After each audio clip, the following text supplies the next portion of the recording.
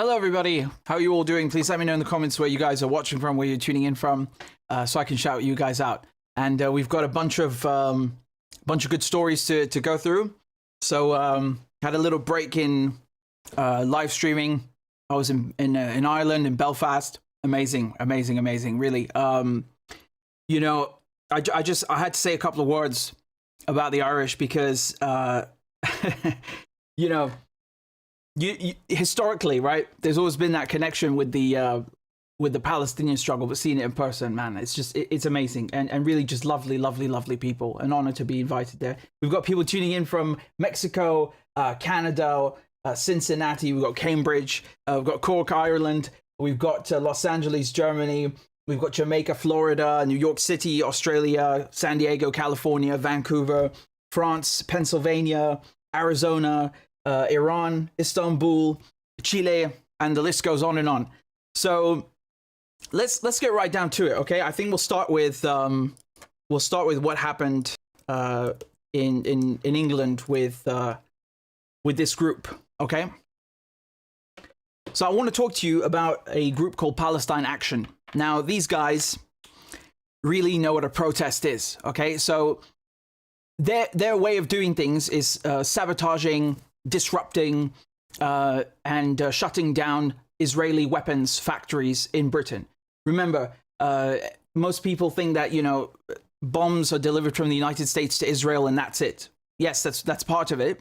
And, you know, the majority of the military aid comes from the United States. But there are lots of European countries, like Germany, like the UK, that are providing Israel with weapons, right? And these are killing people in Gaza, in the West Bank, all the time, right? It's not nothing new. And so this method of direct action is very potent, very effective. And now we're seeing a marked escalation, because for the first time, the police not only arrested them, but detained them under the Terrorism Act. Now, previously, this never happened. And as a matter of fact, in court, they would always win, because their argument is that, yes, you know, it's property damage, but it's in the name of preventing a far greater crime, which is murder, which is, you know, war crimes, occupation, etc. Okay? So the courts have usually sided with the activists. Now, I'll just show you what happened. Okay, so here, this is a photograph, okay, of the activists that have been detained. Now, I think first it was 6. Now it's I think 9 of them that have been detained. Okay, so this was posted by Palestine Action. 7 actionists imprisoned after 6 allegedly caused £1 million in damages to Israel's biggest weapons producer, despite being detained without charges for nearly a week under the Terrorism Act. No terror charges were brought. This not only vindicates the activists, but proves the state was abusing its powers by holding them under draconian laws, all in a bid to protect an arms firm perpetrating genocide. Okay, so again, the Terrorism Act is I was just talking about Ireland, right? It's a law. It's basically, it allows the British police to just, you know, randomly arrest people, and they used this against the Irish for decades, and then they renamed it and introduced it as the Terrorism Act in 2000, and then there's another version in 2006, right? But it's a draconian fascist law, okay? Now, who are they using this against most of the time? People who are not terrorists, obviously, right? That's why it's completely draconian, and it goes against everything that, you know, is supposedly good about English law, you know, that you basically, you can't be thrown into prison without charges being brought within 24 hours. You know, there's some semblance of fairness going on here, right? In terms of the Bill of Rights and habeas corpus and so on. All of that goes out the window with the Terrorism Act, right? It's just, we can pick you up, and, you know, we don't even have to bring charges. We can hold you for 24 hours, then extend it to 36. Then we can, you know, take it to 48, to 72. We can hold you for 28 days if we want, right? It's complete lunacy. And the thing is that you have to answer all the questions that they give you, right? Give us the password to your phone, to your laptop, submit to this search, or we'll take you in front of a judge and try you and successfully convict you for obstruction of justice.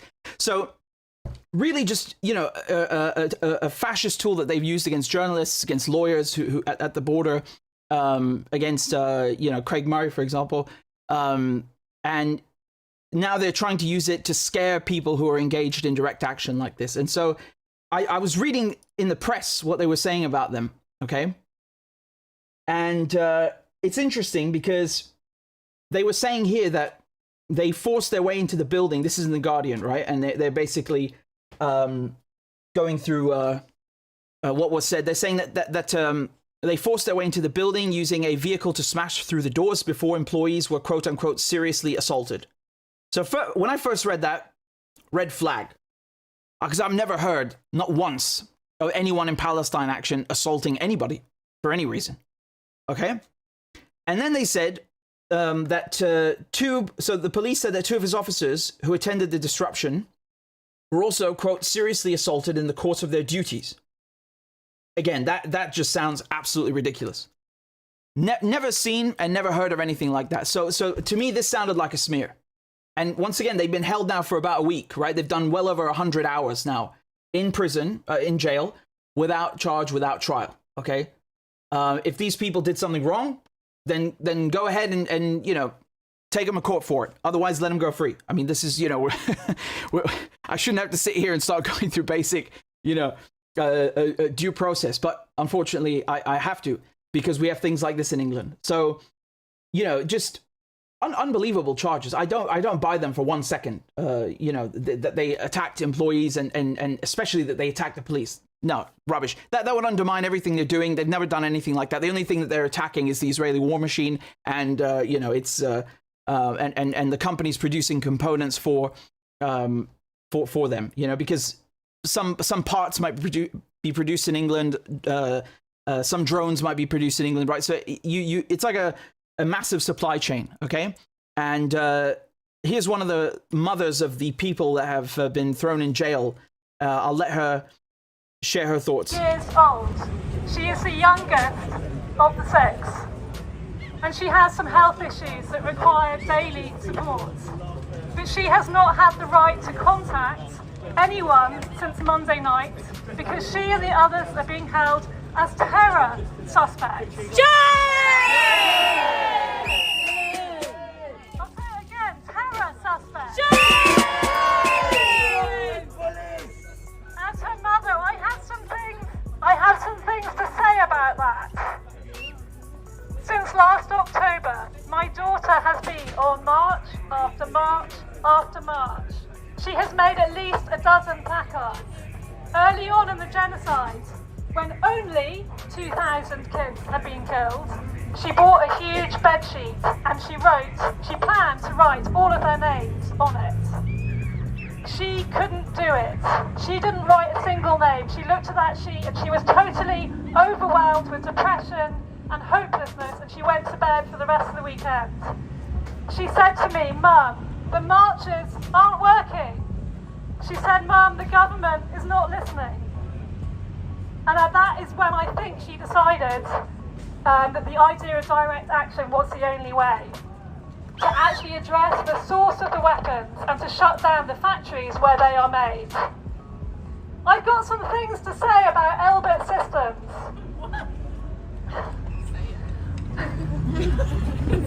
I'm going to say it. I had not actually heard, to my shame, of Elbit until my daughter was arrested, and I've had some catching up to do. Elbit has said in court it doesn't manufacture arms for Israel. It has said that in court. I mean, that's just hilarious. They don't manufacture arms for Israel. Yeah, all right. And my name's Bob. So let me show you another video here. This is one of the partners of the activists. I would like to just really thank everybody for coming out in support. My partner is currently being held in there, being questioned without charge, and has been for several days, as well as our house where we live together has been seized and sealed off for several days, making me homeless in the period of time. And I won't say too much about the background of it, because there's, you know, many people here who can put it much better and put it in much better words. But I just wanted to say a little bit about my partner who's in there right now. He's one of the kindest people I know. He has an incredibly kind heart. He once was sad for days for accidentally killing a frog. He'll always save animals out of the street. He might be too kind-hearted for the kind of world we live in, where people who murder and bomb and cause destruction and suffering roam free, and people like him who do nothing but help and try to make the world a better place are put away under really disgusting circumstances, with no regard to the collateral damage of these actions to his family members and to the wider community. So all I wanted to say is I appreciate the support from everybody here. Thank you for coming out, and keep doing what you're doing. Yeah, I mean, this goes without saying, I shouldn't have to point out the fact that, you know, these activists being treated like so-called terrorists, while the Prime Minister, Netanyahu, you know, all the people that are complicit in this genocide, nothing. Forget Gaza for a second. What about Iraq? You know, like Tony Blair, for example. I think Tony Blair is a terrorist, right? I don't like the Terrorism Act. I still think that's draconian, but that guy's a terrorist, like an actual one, you know? No, let's just go after a couple of activists. This is bullying, it's harassment. They're trying to make an example out of them because their work is effective.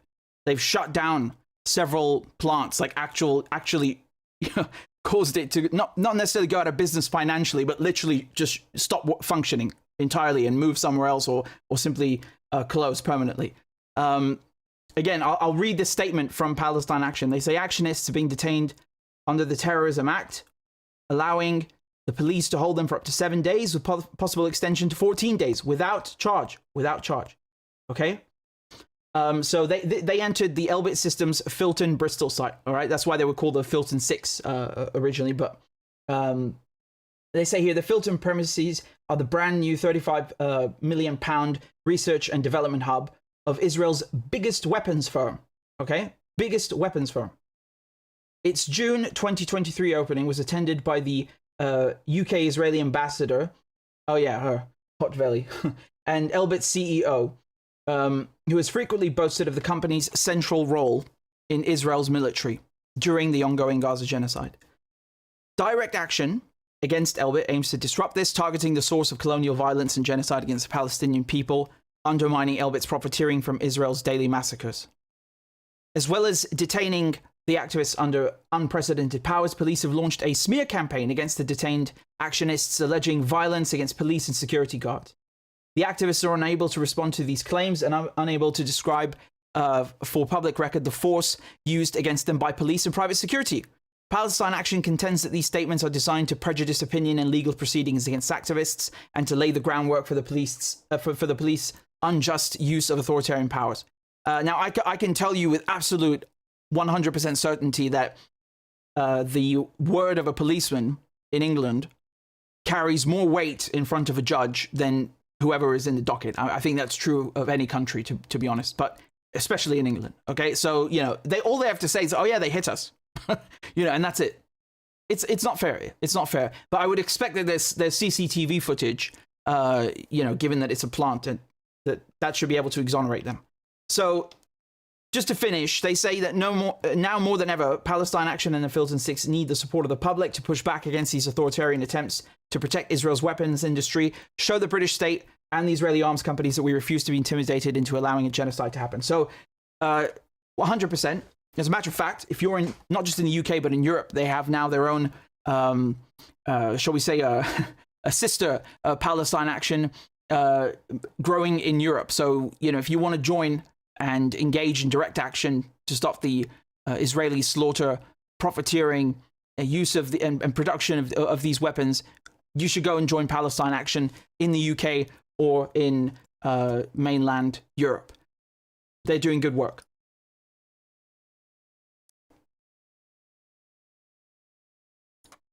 So let's take a look at the latest combat footage and talk about what's been going on, because a lot of impressive stuff, and here, you guys should be able to see that now.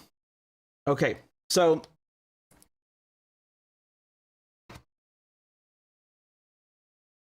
we're going to look at the latest combat footage from Gaza, not just from the Qassam brigades, but also from the Jerusalem brigades, or known in Arabic as the Saraya al-Quds. So, again, shout out to Free Palestine TV, because they've gone and translated all of the Arabic text, so I don't have to sit here and live interpret for you. So let's take a look at this first one. This is the strike on Tel Aviv. Now, they did this with M90 missiles, so you can see them installing them and getting them ready. And I'll show you the clip and then explain why this is so significant. So this is dated 13th of August.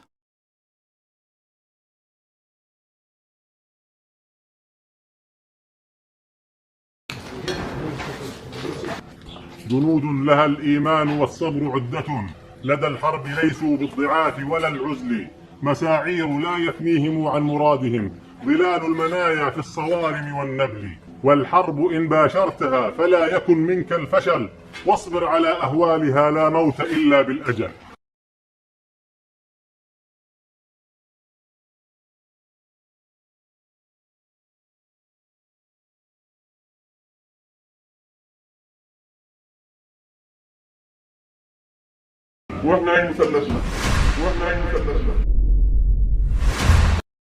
هذه الرشقة المباركة من هذه المعركة المباركة إنما نطلقها انتقاما لرسول الله صلى الله عليه وسلم وردا على المجازر بحق المدنيين الأبرياء العزل.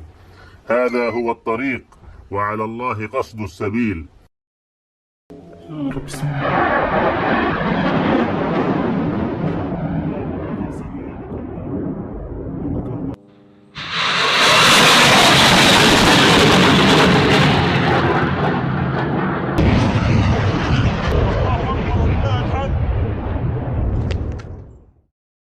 So if you go and read Israeli media, they of course, they say that these two M90s either fell in the sea or they were shot down by Israel's magnificent, superior, wonderful defenses, right?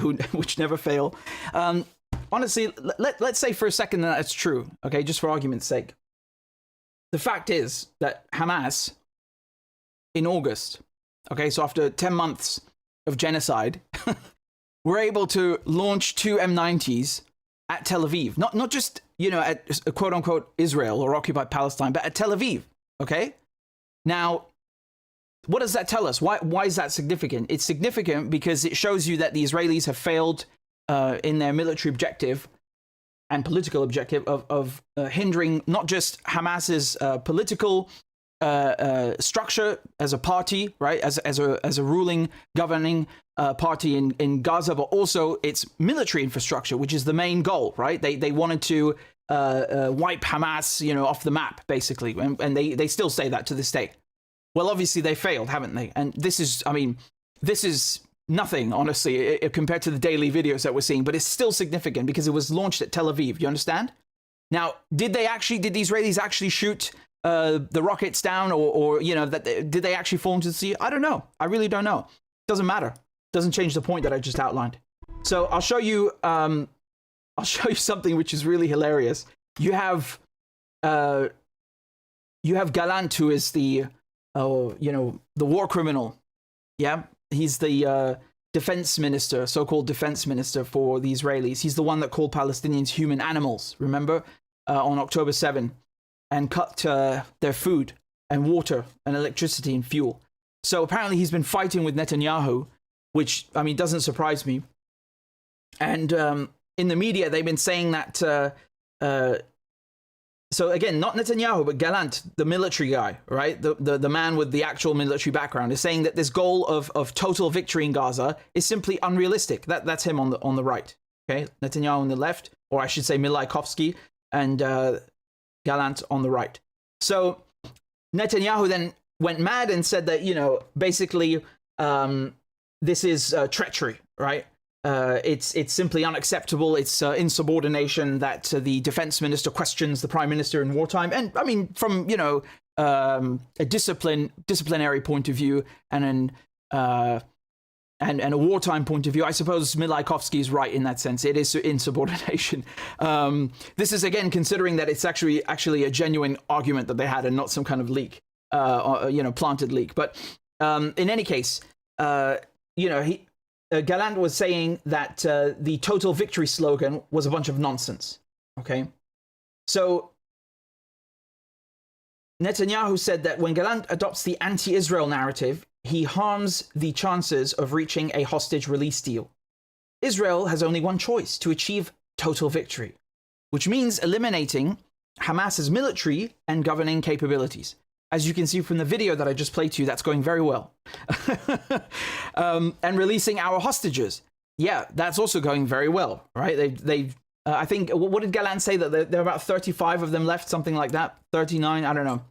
They say officially they say it's over 100, but Gallant, I think, said it was 35, which, basically shows you that they've killed most of them. Now, I'll show you this clip from CNN.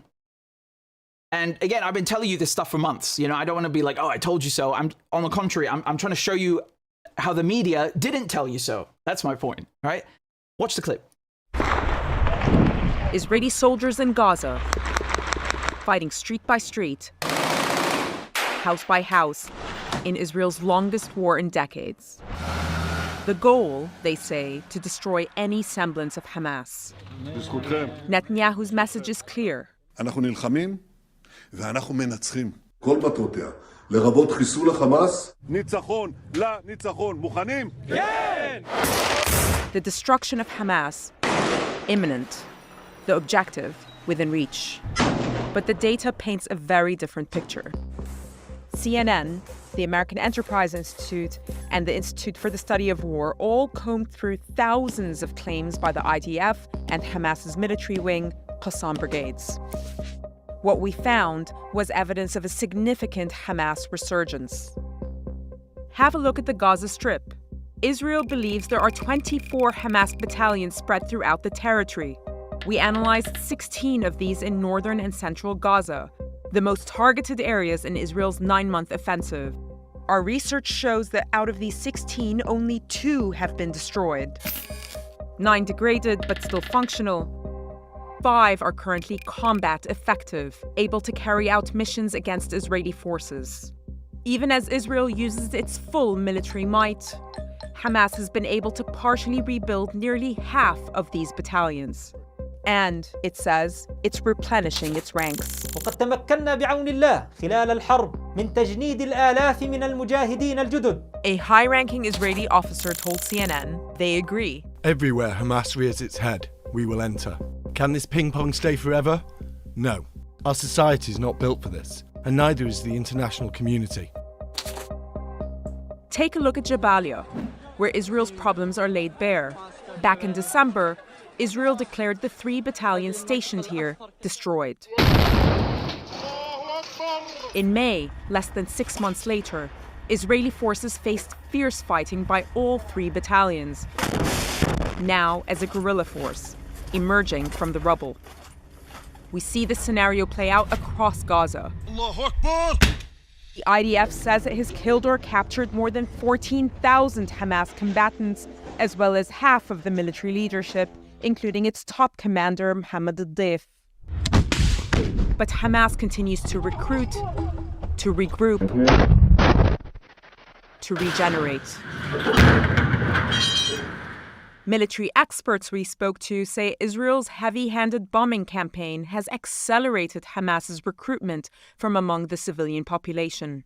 Retired U.S. Colonel Peter Mansour helped lead the 2007 surge in Iraq, considered one of the most successful counterinsurgencies in U.S. history. The fact that they're still in Gaza, still trying to root out elements of the Hamas battalions, shows me that Prime Minister Netanyahu is wrong. The ability of Hamas to reconstitute its fighting forces is undiminished. Is this an unwinnable war, would you say? This conflict will only end with a political solution. It won't end with a military victory. Netanyahu faces growing pressure over the spiraling humanitarian catastrophe in Gaza and the 116 Israeli hostages who remain there. More than 39,000 Palestinians have been killed, according to health authorities. Gaza has been largely destroyed, yet Hamas's hold over the territory endures. Tamara Qiblawi, CNN, London. Well, that officer, the U.S. officer, certainly had what seems on the surface to be very sounded like an Arab Christian name, Peter Mansour. Anyway, I love that they're saying that 2007 counterinsurgency is one of the most successful. Really, was it? Are you sure about that? It was more like a bloodbath, but okay. You say whatever you want to say. Going back to Gaza, they say that they captured or killed al-Deif. Over here, you can see him chilling with tea, and I don't think that that's necessarily true, because if they they've been saying that for several weeks now, so if they'd actually killed him, would have been confirmed. But nevertheless, the point is, you can see how they're basically driving recruitment. I mean, that's logical. Just look at the state of Gaza. Who would not become a resistance fighter, right?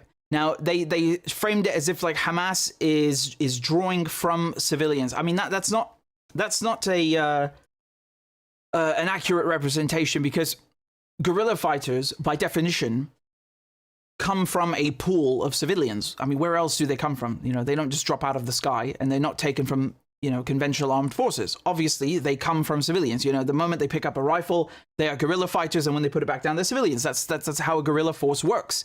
It is part of the population. It is not a standing army. It is not a conventional armed force. So, in any case, important distinction, right? Because they want to frame it like, oh well, I'll come back to this in a different segment, but. Look at the capabilities that we're seeing. It's not just Hamas that are fighting. They make it sound like Hamas is the only group. I'll show you a video now. This is actually a joint operation between Hamas and so the Qassam brigades and the Jerusalem brigades. All right. So in this one, they basically gone hunting and they're carrying out some sniper operations. Okay. So just if you'll give me just a second to pull up the clip.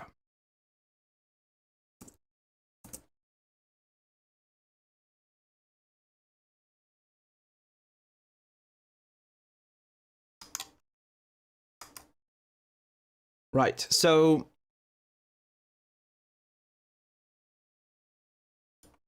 you can see on his arm, he's got the both of the patches, right? So we've got the Hamas, the Qassam Brigades patch, and also the Jerusalem Brigades to kind of show that, we're working together.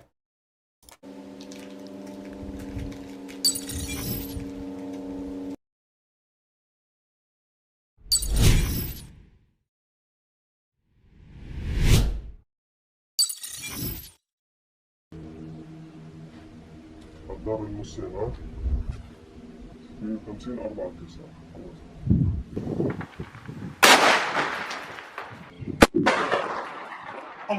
الله أكبر شيل الجامع الله أكبر نزل على أرضه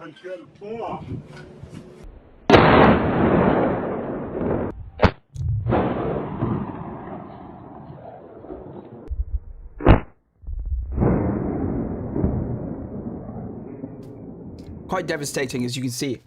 Again, the Ghoul sniper rifle, and they were basically saying that he dropped right on the floor, and the other one was saying, he exclaimed that he flew away, essentially.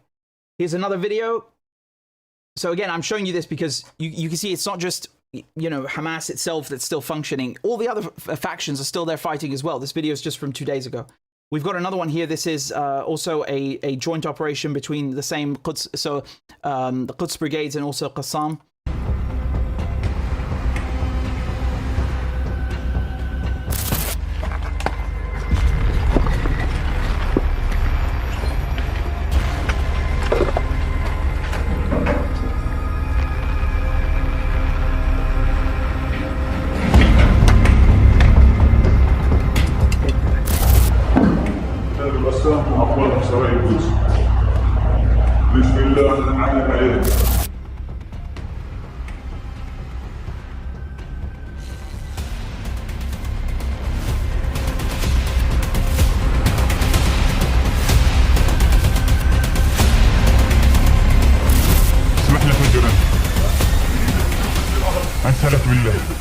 أسألك بالله حبيبي أسألك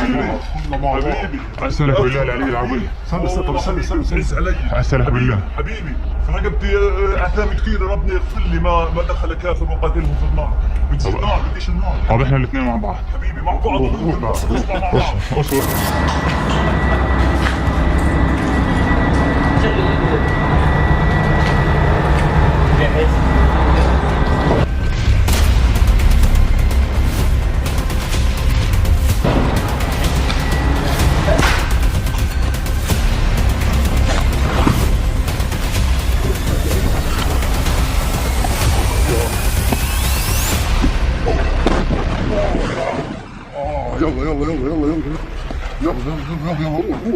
بسم الله الرحمن الرحيم وما رميت إذ رميت ولكن الله رمى بفضل الله وبمنة الله وبعيد الله وكرم الله عز وجل أكرمهم الله عز وجل إخواننا في صلاة القدس.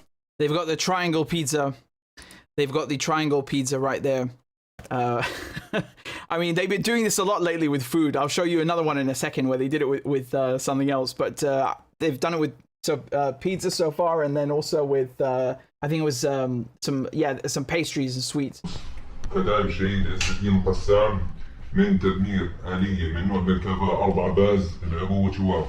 نسأل الله عز وجل أن يتقبل منا جهدنا وجهادنا يا رب العالمين. وعلى سنة إخواننا في تل الهوى هاي مثلث بيتزا تدمير والتحديد إن شاء الله. نسأل الله عز وجل أن ربنا يتقبل منا ويمكننا إن شاء الله.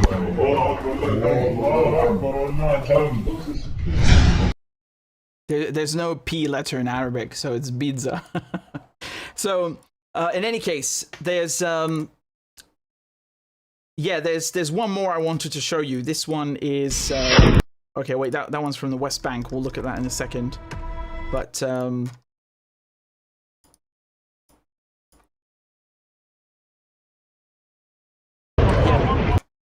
Where'd that one go? Give me a second. I've got it somewhere here. Okay, so.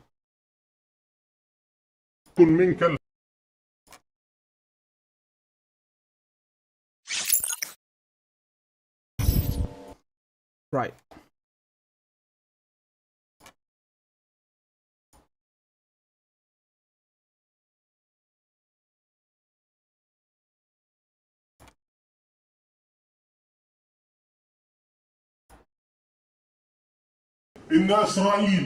Right, so this is basically they're targeting Zionist forces and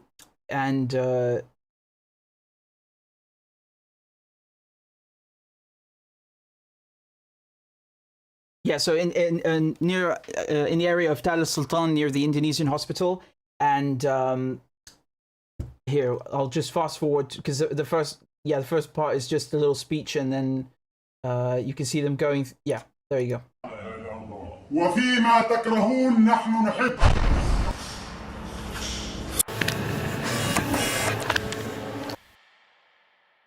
So you can see there are 2 Israelis. I mean, this is some of the sloppiest guard duty I've ever seen in my life. I mean, 2 of them, not just 1, 2. They're both looking out the damn window. I can't see a thing.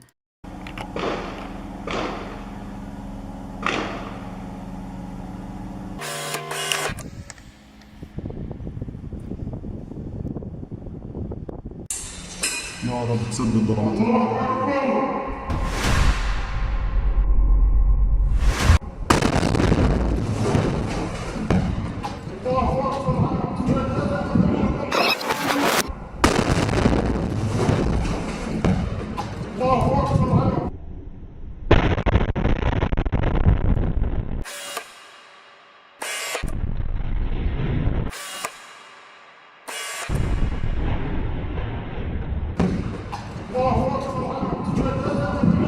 الله أكبر. سجدة شكر للإخوة المجاهدين بعد تنفيذ العملية. So when you see the helicopter, that means that there are either, killed or wounded Israeli soldiers. المجاهدين بإحضار سلة من الفواكه لتكون حلاوة لهم ليفرحوا بنصر الله. فلله.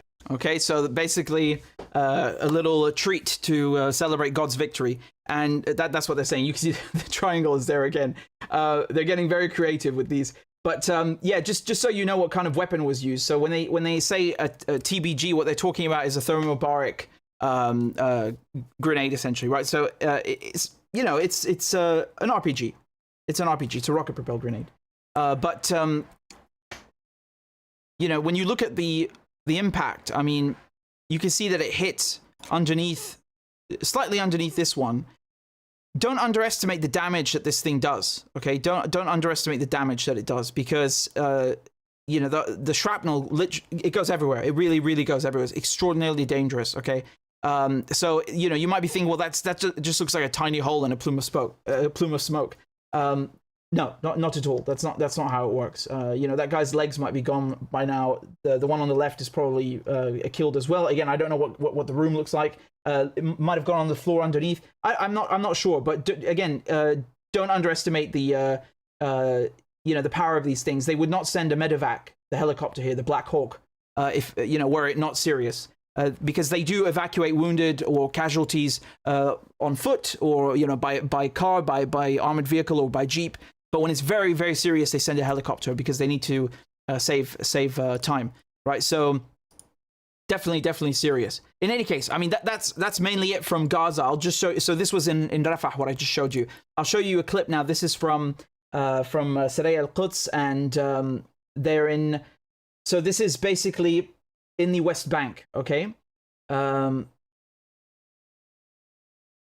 they're targeting an Israeli armored vehicle. This is on the 12th of August.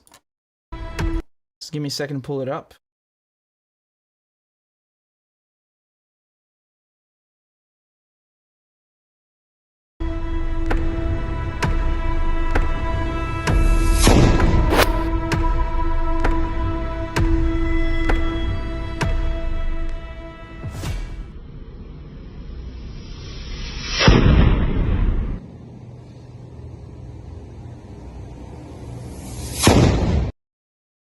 Yeah, I mean, the people inside of that thing, man, really, there's a reason they call them tin coffins, all right? So in any case, that wraps it up for now, but you can see that, you know, we come back to the same conclusion that was laid out by Netanyahu's own defense minister, by mainstream media, who finally decided to catch up after several months and, you know, spill a little bit of truth, because that's how they work in the media, right? So they'll lie and they'll lie and they'll lie about any given issue, and then, you know, a few months later there's a little bit of truth that comes out, and then they go back to the regular programming. So there is no deficiency, okay? There's no deterioration in terms of Hamas's military capabilities, nor is there any deterioration when it comes to the other factions. Okay, and when you're fighting a guerrilla force, I mean, any guerrilla battle in any theater of war, whether you're in, you know, something like a jungle or you're in an urban setting, is a nightmare. It's an absolute nightmare. Never mind, you know, we're talking about Hamas, who, despite the siege, and again the other factions, despite the siege, despite the blockade, have been able to build up an extraordinary militia. I mean, again, we're talking about the United States with its billions of dollars. You know, it used to be 3.8 billion. It used to be capped at 3.8 billion a year. Now they've just given them 20. So, you know, they're spending quite gratuitously. They just can't overcome this force, okay?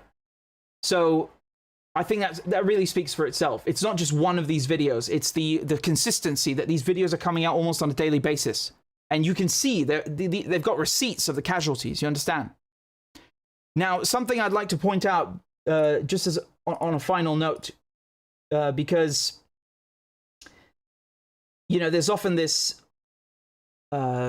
myth spread by Israelis that, well, you know, look at them, look at Hamas, they're all wearing civilian clothes, they're hiding amongst the civilians. Oh my God, they are to blame for all the civilian casualties, they are the irresponsible ones. Okay, let me explain a couple of things. Palestine doesn't have an army. There is no army. You understand? You know, like the British Army, the US Armed Forces, there is no conventional army in Palestine. So the only choice that you have to fight the Israeli military occupation, which again is completely legal, it's your right, is to pick up a rifle as a civilian, right? Now, once you do that, your status, of course, it changes legally, but you do qualify as a legitimate fighter, okay? So the idea that, well, you know, you're like cheating at a card game or something, like, oh my God, you're hiding that you're a civilian, or you're hiding amongst civilians, this literally makes no sense. If you look at the Geneva Convention, they don't have to wear uniforms, right? If you're unable, it says that, if you're unable to put on a uniform for whatever reason, I think a good reason is that, you know, most of the buildings in Gaza have been damaged or destroyed. Not exactly easy to produce uniforms.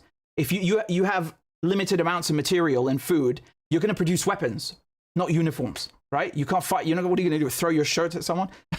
Right? So the priority is always going to be weapons, if there is any production going on. So if you can't put on the uniform, you just have to carry the weapon openly. That's it. And in all of these videos, okay, I'm just going to pick any random scene here. Look. Okay, you can see them. They're walking with the IED, with the mine, okay? The sniper video, where was the sniper video that we had? Yeah, here. Okay, so you can see the beginning. He's just sitting there chilling with his rifle. Okay, so that is the only legal requirement that you have to fulfill.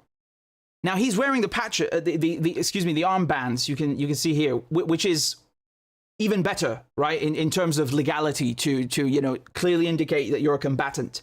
But they didn't do it for that purpose, and they don't usually do it because you're basically painting a target on your back. The whole point of a guerrilla force is not to be seen. You're fighting asymmetrically. Do you understand? It's not a Napoleonic battle where everybody dresses in bright red and meets on an open field in the middle of Europe. Okay, this is guerrilla warfare. It's urban warfare. The Palestinians are at a disadvantage, and so one of the things that they can do is not to give away their positions by wearing bright, giant patches or whatever it is to please, the Israelis and make their job easier for them. Again, you have to understand something, that there's no such thing as Hamas hiding among civilians. They are civilians. Do you understand? They're civilians who are guerrilla fighters in battle, and then they go back to being civilians.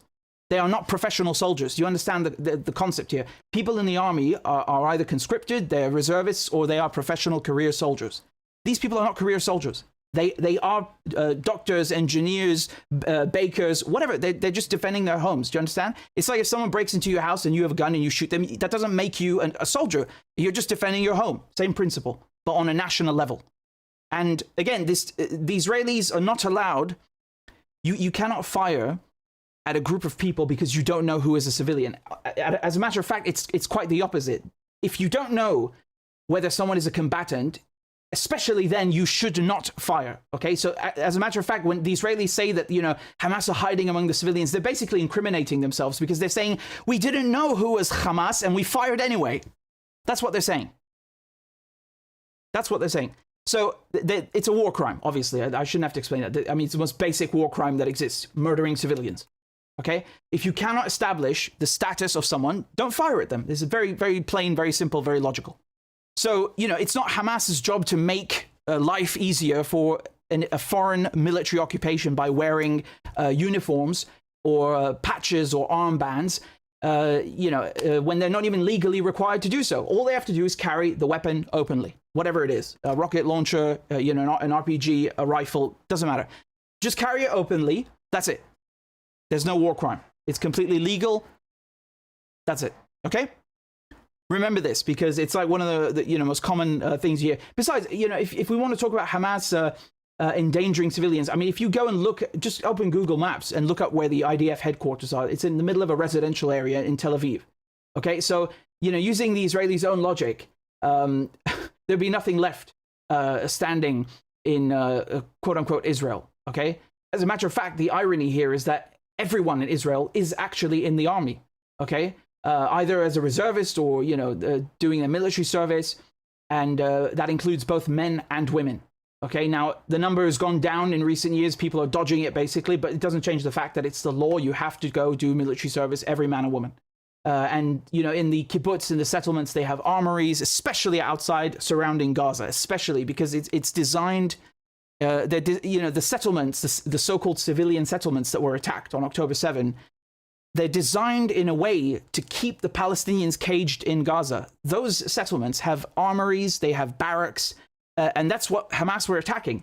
But the Israelis don't tell you that. They don't tell you that, there's a barracks in the middle of the civilian settlement, which is what they were targeting. They say, Hamas were targeting civilians. They leave out the part that the fucking settlement is a military base. They don't tell you that.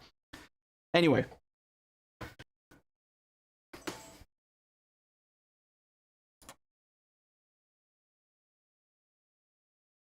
Speaking of the Geneva Convention, I think this is a good time to look at some crap that Blinken was writing. I think this is a good time. So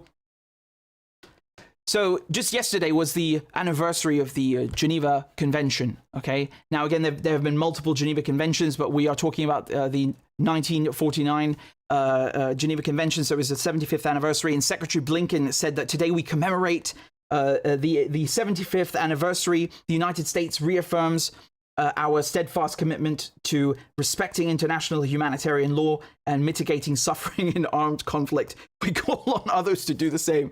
I mean, Jesus Christ, this is like an arsonist telling people not to burn down houses and saying that, you know, they would never burn down a house. Actually, he's quite literally an arsonist because his job is to, you know, basically sugarcoat weapons deliveries and mass murder and a Holocaust, right? But I want to explain something, because you guys, when you're thinking of Geneva Convention violations, you might be thinking of, well, Israel is killing civilians, which is very obvious, and that is obviously the most egregious affront that they are committing, right? It's the most outrageous and by far the most common. But there's some other ones that people don't often think about or don't know about that the Israelis commit on a daily basis, and it is nothing to do necessarily with Gaza. They do it in the West Bank, for example. They do it in Jerusalem. So, you know, under the Geneva Convention, you can try civilians in military courts under a very limited mechanism, okay? So the whole point is that, you know, you are the occupying power. You have responsibilities. You also have rights. But the Geneva Convention itself is not designed to, you know, to legalize a foreign military occupation. It's meant to serve as a guideline for a temporary occupation. Do you understand? The whole point is that the occupation is temporary, that you go back to wherever you came from afterwards. Obviously, the Israelis haven't done that. On the contrary, they claim that what they're doing is legal under the Geneva Convention. For example, you know, trying civilians in military courts, and they've tried hundreds of thousands since 1967. Hundreds of thousands of Palestinian civilians. I think the conviction rate is like 95%, 90-something percent. Yeah, 95. So, you know, obviously very biased. And de facto, you know, just by making this permanent, that itself is a violation of the Geneva Convention. So actually anything Israel does that it claims it has the right to do under the Geneva Convention is now null and void because it has abused the Geneva Convention to try and legalize its annexation and occupation for so long. Does that make sense? So another thing that they do is they not only try civilians in military courts, they move them to different jurisdictions, right? So, you know, this could be, for example, taking someone, you know, from Jerusalem to a different military sector, or from Gaza to the West Bank. Doesn't matter, right? The point is you're moving them away from their villages, away from where you arrested them, away from, you know, one sector to the next. That itself is a violation. You know, I don't need to mention, of course, that ethnic cleansing is also against the Geneva Convention. You know, population transfer. That when the Israelis build illegal settlements, they're doing two crimes of population transfer. They're moving Palestinians out. That's crime number one. And then they're moving Israeli Jews in. That's crime number two. Two population transfers. Completely forbidden. And then the third crime, building illegal settlements. I mean, you know, the list is really endless. Using white phosphorus, for example, using depleted uranium, banned. It's forbidden.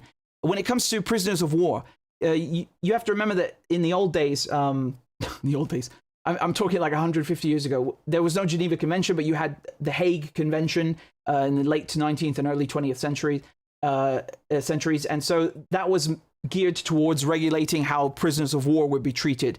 Basically, you know, don't execute someone who is no longer in battle, feed them, clothe them, don't murder them, torture them, etc. You know, and over time that got absorbed into the Geneva Convention. Okay, just so we're clear.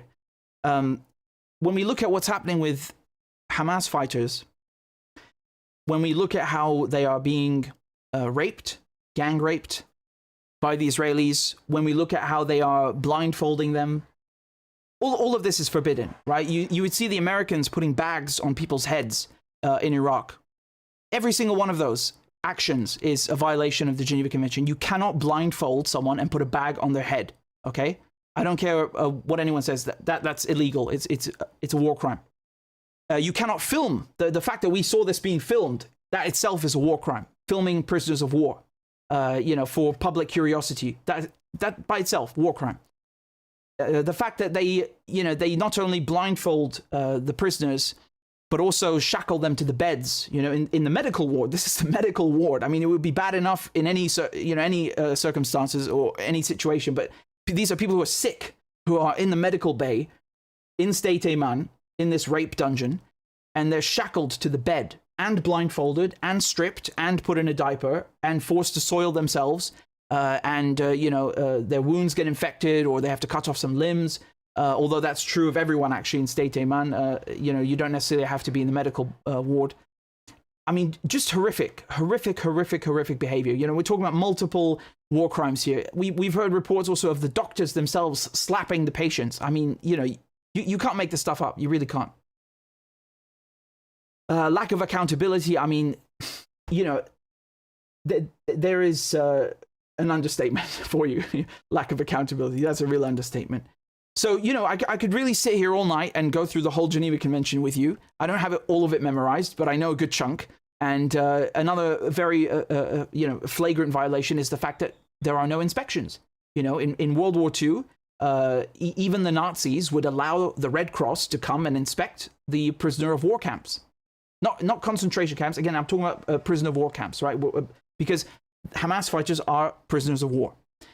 So no inspections, neither by the Red Cross nor the Red Crescent. Whatever, it doesn't matter, right? The point is there is no external actor coming in and actually making sure that, are you following the rules?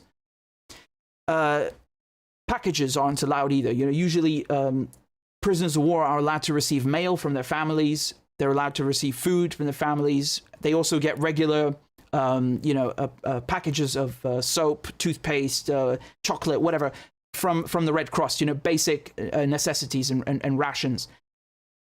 Israelis don't allow it. Forbidden. I think you have one lawyer, and that's just a lawyer who represents one of the POWs, not even someone from the Red Cross, who visited State Eman, and that was just last month. Just to contrast, we saw an international delegation from the Red Cross visit the crew of the Galaxy Leader ship, which is, they're being held hostage by the Yemenis. So the Yemeni resistance, Ansar Allah, allowed the Red Cross to come in and check on the hostages, deliver messages from their families. They're following international law. The Israelis don't care. Mr. Blinken over here is acting like, the Americans have any moral standing or like they're in any position to lecture others, where he says we call on others to do the same. Honestly, given what you're doing, no one should be doing the same as you. Quite the contrary, right? So every violation that the Israelis are committing, just to be clear, Blinken is not only facilitating and participating in, but the Americans have been doing these things themselves for decades in Iraq, in Afghanistan. All of the things that I just talked about. All of it has happened. We saw the sexual abuse in Abu Ghraib, photographing, video, filming prisoners, beating them, electrocuting them. I mean, the list is endless. And they also used white phosphorus and depleted uranium. Really just vile behavior. It's truly on par with Nazi Germany. And that's really, you really have to check a lot of boxes to meet Nazi Germany's Geneva Convention violations. You have to try to do that, And the Israelis and the Americans have done that. They have actually achieved the same amount and the same kinds of violations as Nazi Germany, without question. And, the Israelis might come and say, well, Hamas, they're not a real army. Or they don't recognize international law. They'll make up some argument like this, and that's exactly what the Nazis would say about the Russians, right? They said, well, we signed the Geneva Convention, but the Russians didn't sign it, so we don't have to respect it, which is ridiculous. It says the exact opposite actually in the Geneva Convention. It doesn't matter who your prisoner is. If you signed it, you are obliged to follow through. The Israelis did sign the Geneva Convention, but of course they don't respect it. So, it's almost farcical that to make this video in the first place, because it's maybe easier to count the things that they haven't violated if there are any left. I'm not really sure of any, but it's quite a long list. It really is. And when you actually analyze the facts, you will find that in the end, not only do the Israelis have utter contempt for the Geneva Convention, but as a matter of fact, the people they're demonizing on a daily basis, like Hamas, like the resistance axis, actually follow the Geneva Convention. Not 100%, but most of the time. I'll give you an example of a violation carried out by Hamas. So just before yesterday, Hamas put out a statement that 2 incidents occurred. So in one incident, you had a Hamas fighter guarding an Israeli hostage, and they executed the hostage. They murdered the hostage, right? So that was incident number one. And then the second crime, we're not sure exactly what happened, but the point is the Hamas fighter injured 2 of the Israeli hostages. Okay, they were women. They didn't kill them, but injured them badly enough that they had to be taken for life-saving treatment, or basically emergency first aid. Now we can sit here and say, well, the massacres in Gaza are horrific, which they are, and that maybe some of their family members were killed, which is not unlikely. And it impacted them psychologically, and it's been going on for 10 months. You're being shelled for 10 months. Yeah, you're going to get a lot of problems. It's still illegal. We can't start, doing double standards here. It's illegal. You can't execute hostages. Whether they're soldiers or they're civilians, you can't execute prisoners. It's illegal. It's illegal under Islamic law. It's illegal just by virtue of tradition. Salah ad-Din, one of the most famous military commanders in history, most famous Arab Muslim general, wiped the floor with the Crusaders. He is the one who actually normalized mercy, right? He's known for being merciful. Do not kill the civilians. Do not harm the women, the children, the prisoners of war. And there was no Geneva Convention back then. This is 1,000 years ago, right? It took Europe 1,000 years to catch up with Salah ad-Din. So, we can't sit here and say that that's okay. And as a matter of fact, Hamas, by publishing that statement of their own accord and saying that there's an investigation underway, I think the tone they were trying to strike here is that they actually take this seriously.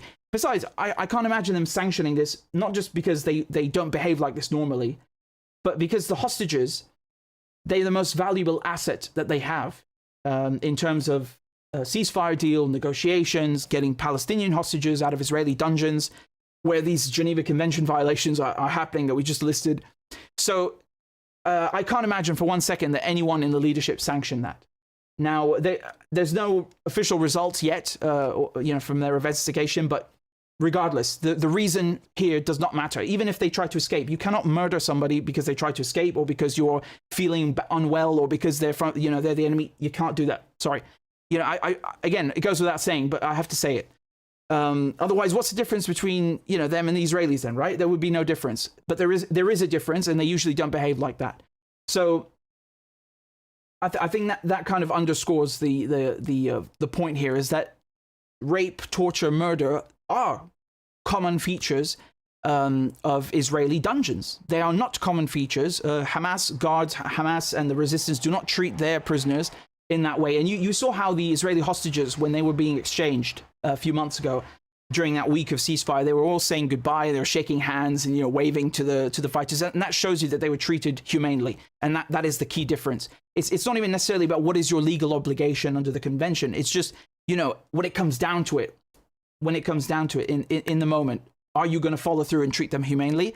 Yeah, they did that, and I think it's for both reasons, because they want to make sure that they're not violating Islamic law, and they also international law, because that moral standing is very important. So let's talk about something that's related to this, and we're going to talk about Israel using Palestinians as human shields. This is a new investigation. So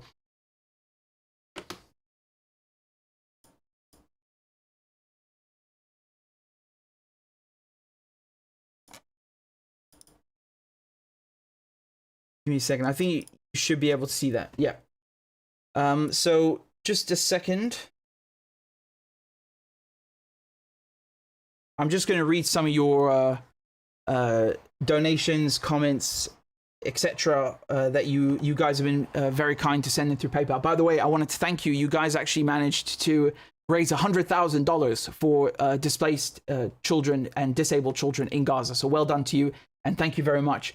And you can still donate at the same link. So you got them over the finish line, but you can keep donating if you'd like to. And again, thank you so much.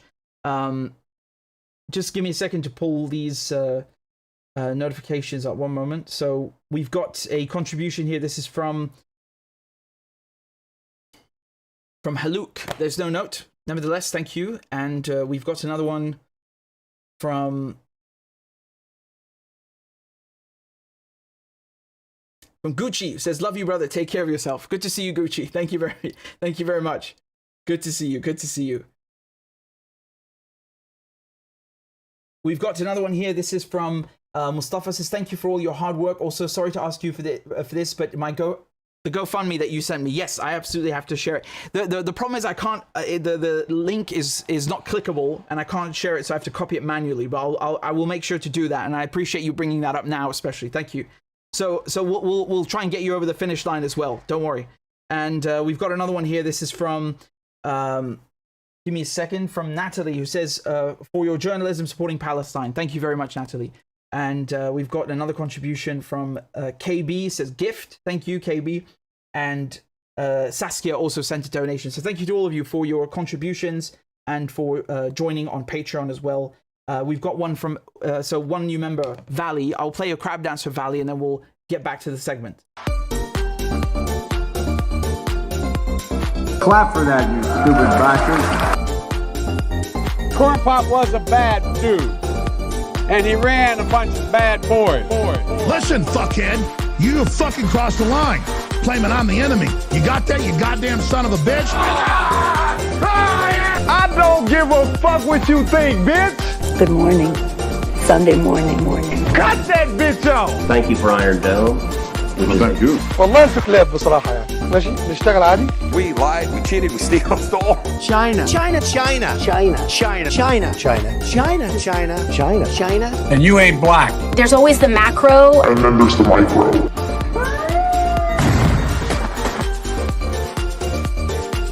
Do not come. Do not come. I'm gonna come. You talking to me? Ladies and gentlemen, I'll have 2 number 9s, a number 9 large. we got him. Because I have to do it myself. I know it's not. I've fallen and I can't get up.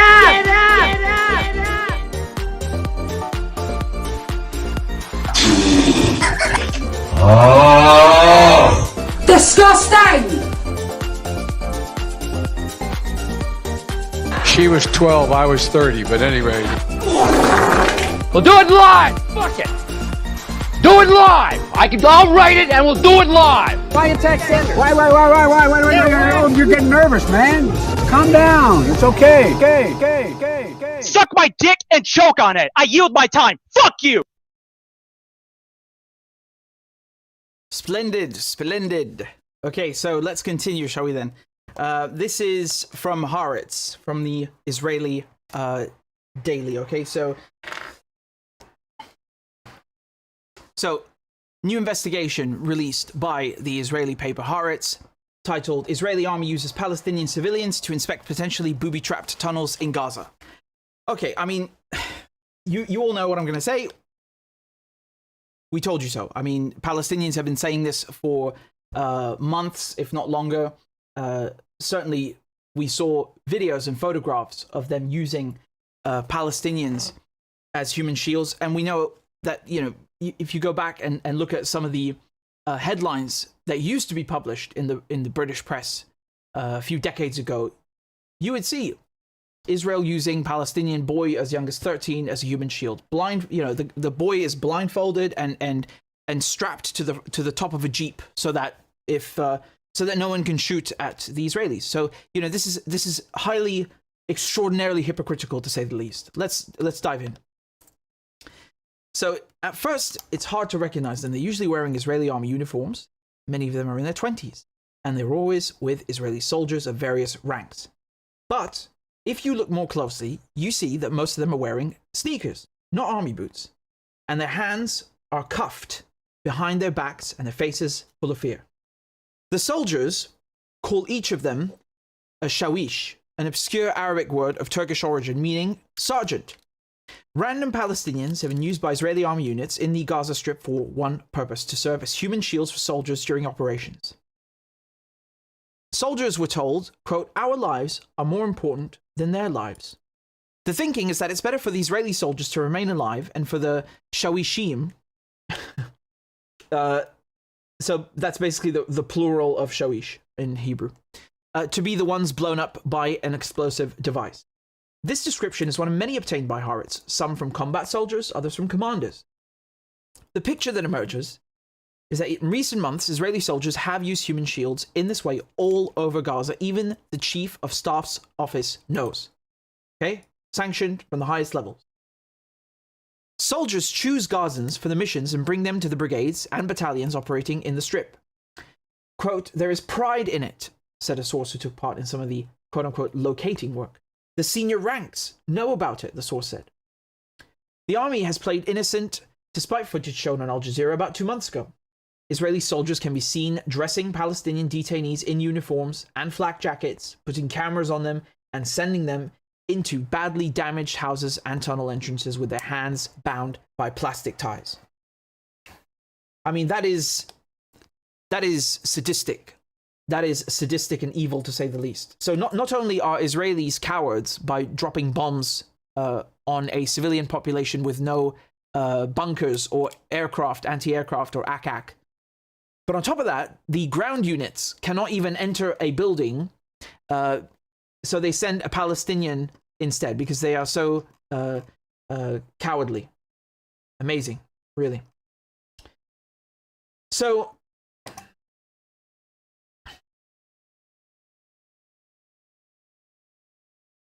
the Americans are furious, though Vedant Patel, a State Department spokesman, so that's the guy who looks like an office character, has said that the IDF is investigating the incidents and that evidence in the videos does not reflect the IDF's values and violates rules and regulations.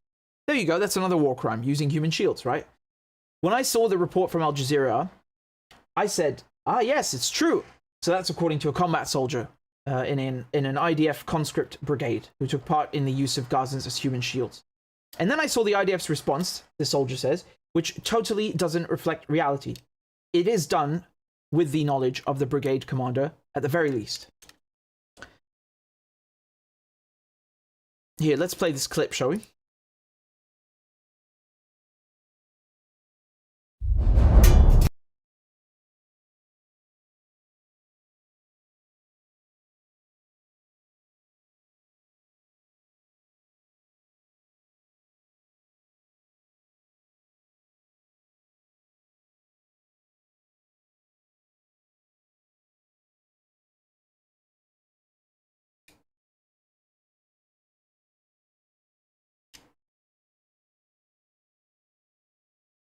See, you can always count on the Israelis to record their own crimes. They're, you know, they're stupid like that.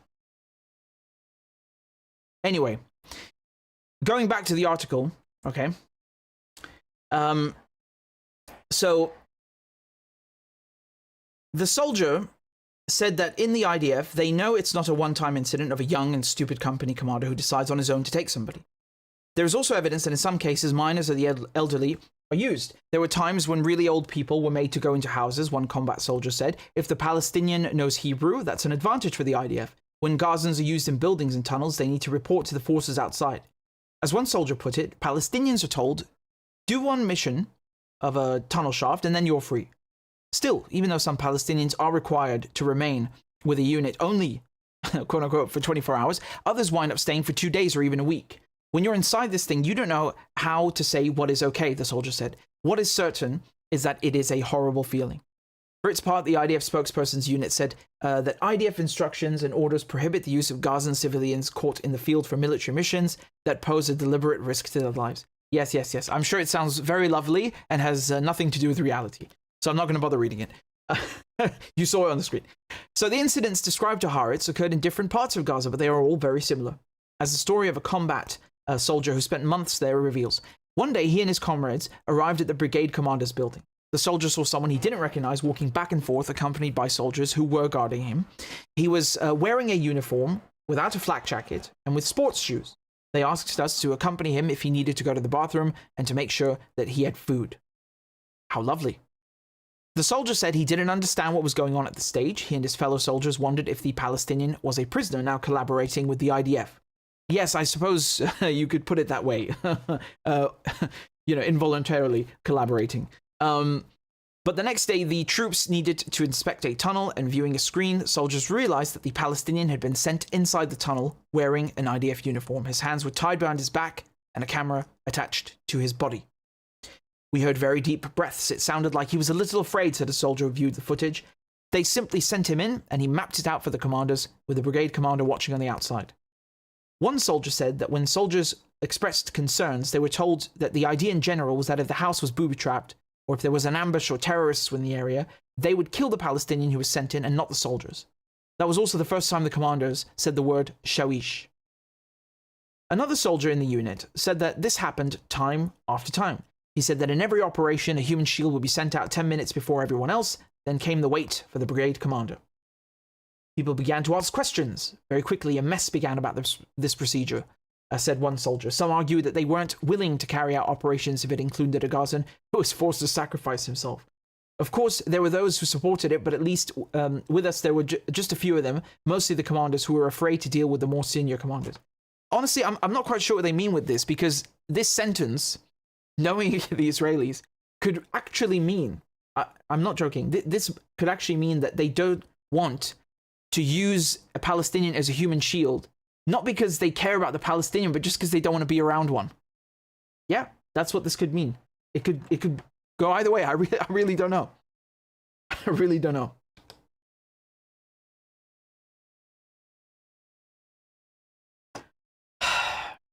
So you can see here that they one of them ended up being shot, and they also talk about how Palestinians were used as human shields in 2002's Operation Defensive Shield in the West Bank during the Second Intifada. This was often known as the neighbor procedure. Soldiers fearing booby traps sent Palestinians into buildings. This was also done in the search for wanted men. Rights groups then petitioned the Supreme Court, serving as the High Court of Justice, which ruled in 2005 that the procedure was illegal and violated international law. The IDF Chief of Staff at the time, Halutz, ordered the military to thoroughly enforce the court's ruling. Yes, I can see that that's worked out very well. But in recent months, the IDF has preferred not to comment officially on the matter, even though it was reportedly discussed by the most senior officers. Halavi, so again, that's the IDF Chief of Staff, basically the head of the army, is among the senior officers aware of the use of Gazans as human shields. So the head of the Southern Command also knows. So one source who is at the Southern Command said that in every meeting where this issue was raised, there were commanders who warned about the ethical and legal implications if the matter was exposed publicly. If the matter was exposed publicly. Like, you know, there are no legal and ethical implications until it's exposed publicly. Otherwise, just carry on. There were officers who asked that the meeting be halted so that they would be allowed to leave.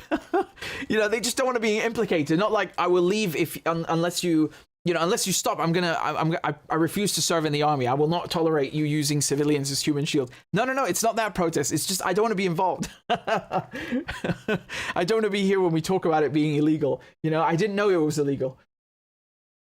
So one soldier in a conscript army brigade it talks about two Palestinians brought over. One was 20, the other was 16, and they were told to use them, their Gazans, use them as human shields.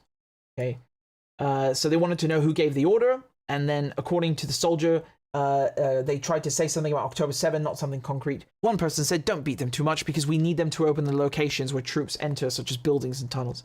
Oh, how merciful. So this is just one of the soldiers that one of the orders that the soldiers received. For example, they were also required to keep the Gazans handcuffed and to ensure that the Gazans didn't escape or enter the rooms and floors where the commanders were located. The Gazans were given combat rations and water. Many soldiers felt uncomfortable about this, demanded answers, and even shouted, said a person who was near one of the Gazans. Most of them realized there was a problematic incident here, and it was hard for them to process. Oh, poor them. Poor soldiers, right? You know, forget the poor bastard being used as a human shield. Oh no, it's traumatic for the soldiers, you know. So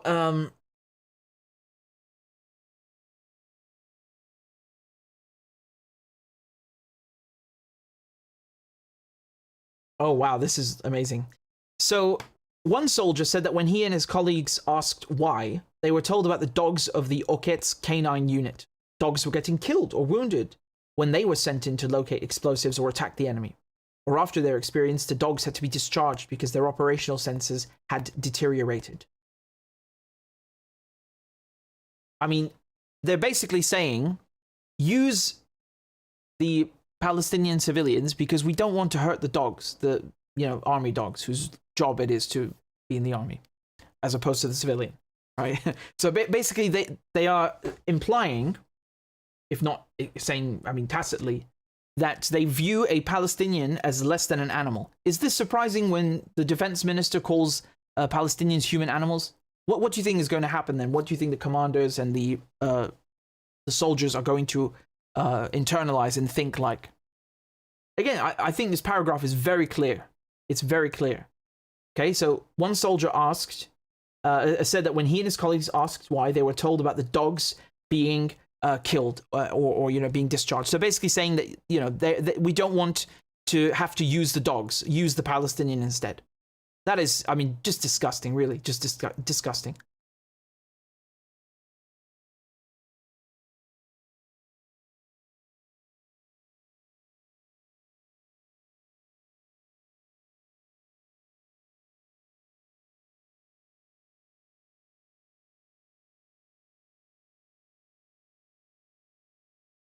The term international law came up a number of times, but the battalion commander reportedly had one response to all the soldiers' questions. A soldier doesn't need to take an interest in the laws of war.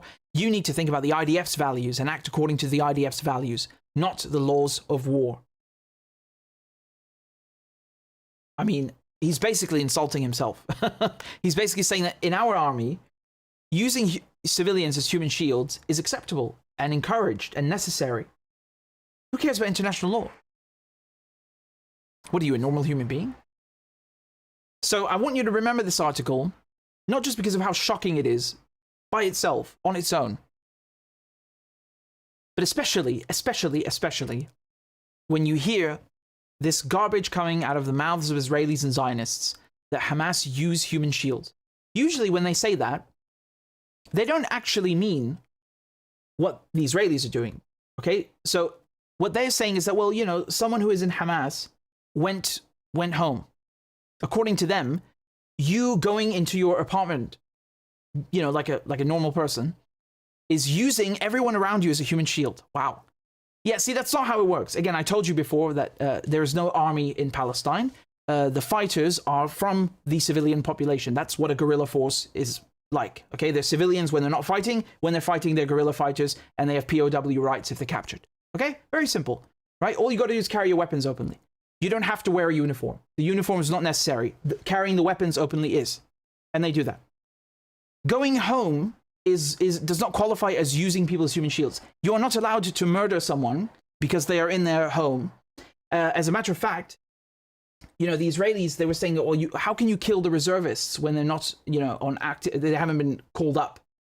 Because they're civilians. And, you know, you can certainly make that argument under international law that, you know, when you're not engaged in combat, as a civilian guerrilla fighter / guerrilla fighter, or as a reservist, you know, you can't target the reservists. Now, again, I would argue also that when it comes to Israelis, you cannot separate even a deactivated reservist from the military infrastructure. But that's another discussion. My point here is just that the Israelis, when they accuse the Palestinians of using human shields, they're not even talking about this kind of stuff where they're physically putting a human being in front of them to shield them. Physically, literally.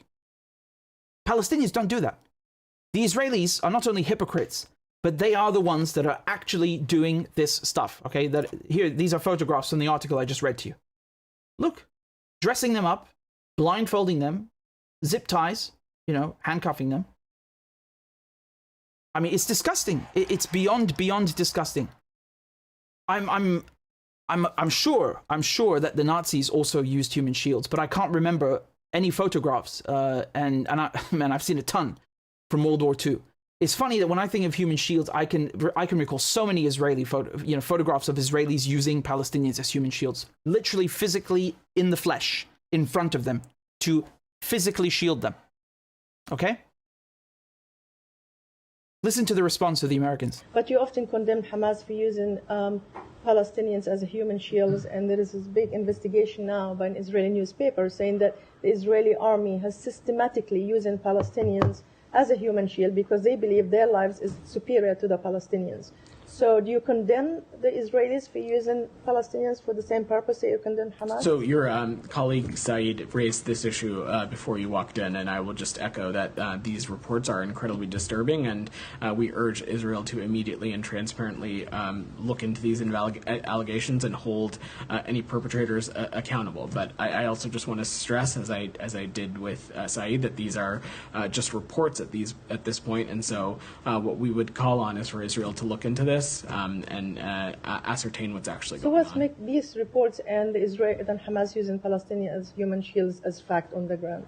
You're not there and you don't really verify. Nadia, we know with incredible certainty that Hamas has a clear track record of using civilian infrastructure and protected facilities as areas of operation, as bases, and using as civilians as human shields. That is not hyperbole. Yeah, you're right. It's not hyperbole. It's a fucking lie. It's just flat out lie. There's no truth to it that you exaggerated. It's just a lie. It's flat curve, bitch. Sorry, but seriously, this guy is he's such a nincompoop. I mean, he comes here and he says these are just reports. Dude, your job is literally to speak to journalists who do reports, and they're photographs. I just put up the photographs. There's like video evidence of this. They're not just reports. They are backed up reports with sources and evidence. I mean, what kind of stupid response is that? And then he, all he does is, oh yeah, what is the cue again? Oh yeah, Hamas are using human shields. Yeah. Once again, I have to make this very clear, and I'll talk about this again in the school segment. Is that when he says they're using civilian infrastructure as a base of operations, it's true that if you do that, the building, let's say it's a school or a hospital, it no longer qualifies as a civilian object. It's no longer protected under international law. But if there are civilians inside the building, they don't lose their status. They're still civilians. Okay, the buildings and people are two separate groups, and the proportionality still applies. So if you have 1 soldier or 10 soldiers inside of a hospital and you've got 200 patients, that doesn't mean you can just destroy the hospital. Do you understand what proportionality means? Do you understand what harm to civilians, not civilian objects that have been turned into military ones? I'm talking about civilian life. Okay, that still applies. So they just completely leave that whole part out, right? Of course, because then how are they going to try and justify their brutality? You've called on the Israeli government to transparently look into these. The State Department has called a number of times for the Israeli government to look into reports of abuses. Have they ever gotten back to you with any sort of answers on these reported abuses that are taking place? There is a close information sharing relationship between us and Israel. I'm obviously not going to speak to every single issue or every single incident that's been raised, but there is a close information sharing relationship with Israel, and we. What kind of an answer is that? I didn't ask you if you like to, exchange notes in class. Your information sharing relationship. He always says this thing, I'm not going to speak to blah, blah, blah. Well, then why are you here? Just, pack up the conference. Stop, You see, this is the difference between dictatorships, ones that are, very tacit and overt, and the United States, is that they give you the illusion that you have democracy. There's, look, they have a podium. There's some nice little flags in the background. There's a camera filming. It's recorded. There will be a transcript afterwards. You can come and ask a question, maybe. And guess what? It's not going to get answered. Screw you. The crimes will continue. It's just an illusion, right? This is the only difference. Dictatorships just don't bother with decorum. That's the only difference, okay? Please understand this. God, I mean, really just... really horrific. And one of those journalists in the previous question, she said that they were using Palestinians as human shields because they viewed their lives as superior to those of the Palestinians. That's not true. Israelis view their own lives and the lives of their dogs as superior to Palestinians. That is the correct phrasing, and that is what was mentioned in the article. And that has to be pointed out because it shows you the level of racism and inhumanity that grips Israeli society. And you cannot say that this is, a few regiments or a few squads or a few incidents. The head of the army, when they say the chief of staff of the IDF, that is the chief of the army, knows about this. Head of the Southern Command knows about this. brigade commanders order the troops to do this. So it is being implemented as a matter of military policy. Do you understand? And that makes it all the more illegal. It makes it 10 times as worse. And honestly, if you're given an illegal order, you are not obliged to carry out that order. Just because your commander tells you go jump off a building, that doesn't mean you have to actually go jump off a building. Depends on your commander, but there are legal grounds for you to disobey things like this. This is so clearly, explicitly illegal under any jurisdiction. They were saying in the article that even under Israeli law, the Supreme Court decided and clarified this is illegal. You cannot use civilians as human shields, right? So under any jurisdiction, it is forbidden. And it's ironic that, the IDF guidelines also say it's forbidden, but then the commander at the end says, don't think about international law, think about the IDF's values, right? Very, very important to point that out, values. So the IDF can certainly say one thing and, feel quite passionate about something entirely different. Vile, really, really vile. I mean, they call this the most moral army in the world. It's the most immoral army in the world. It's the most evil army in history. Really, man. Really. Really. If you're claiming you're better than everyone and you're more civilized than everyone and you're more democratic than everyone and you still behave like this and you lie on top of it, the hypocrisy. I mean, Jesus, it's a total 180, We're doing a lot of math analogies today. That makes you worse, right? Because you're supposed to know better according to your own your own self-description about how good you are and how moral. You're supposed to know better, right? You're the only civilized ones.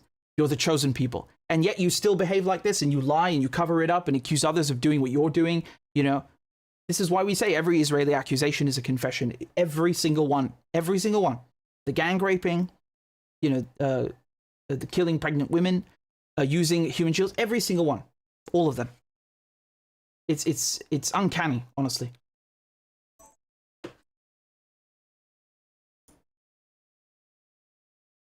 I'm glad we read through the whole thing, right? Because I had skimmed through it previously and I didn't catch the one with the dogs. And that's why,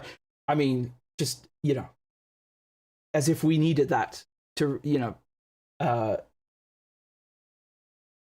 what's funny about this is that this article was written by an Israeli paper. Israeli media, I have to say this. Israeli media are doing better journalism right now during this genocide than any outlet in the West. And it's shocking and encouraging at the same time. Usually that is not the case. That is not the case at all.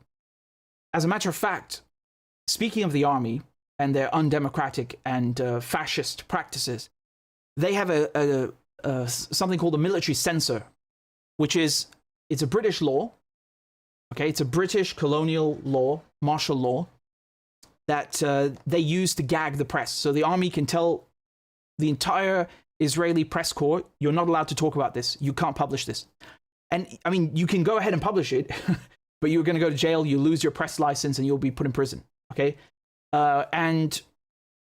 It's they have loopholes for this. So what they'll do, for example, you'll have an Israeli journalist who will maybe send it to another journalist who is outside of the country or outside of the colony, and then they will publish it like via proxy. They have legal loopholes for it.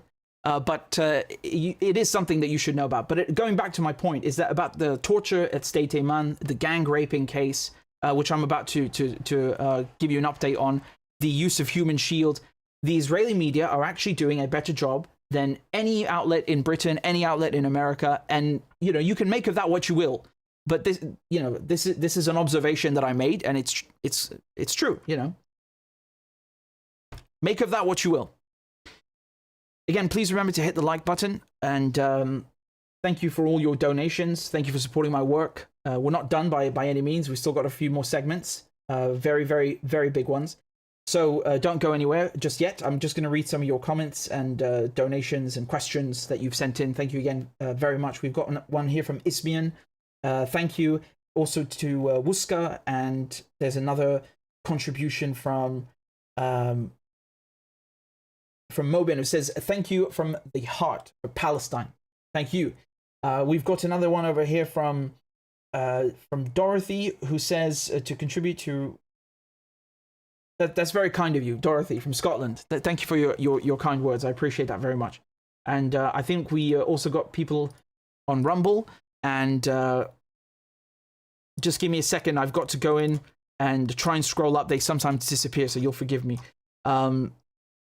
So we've got one from Paul. Thank you very much to Paul. And we've got another one over here on PayPal. This one is from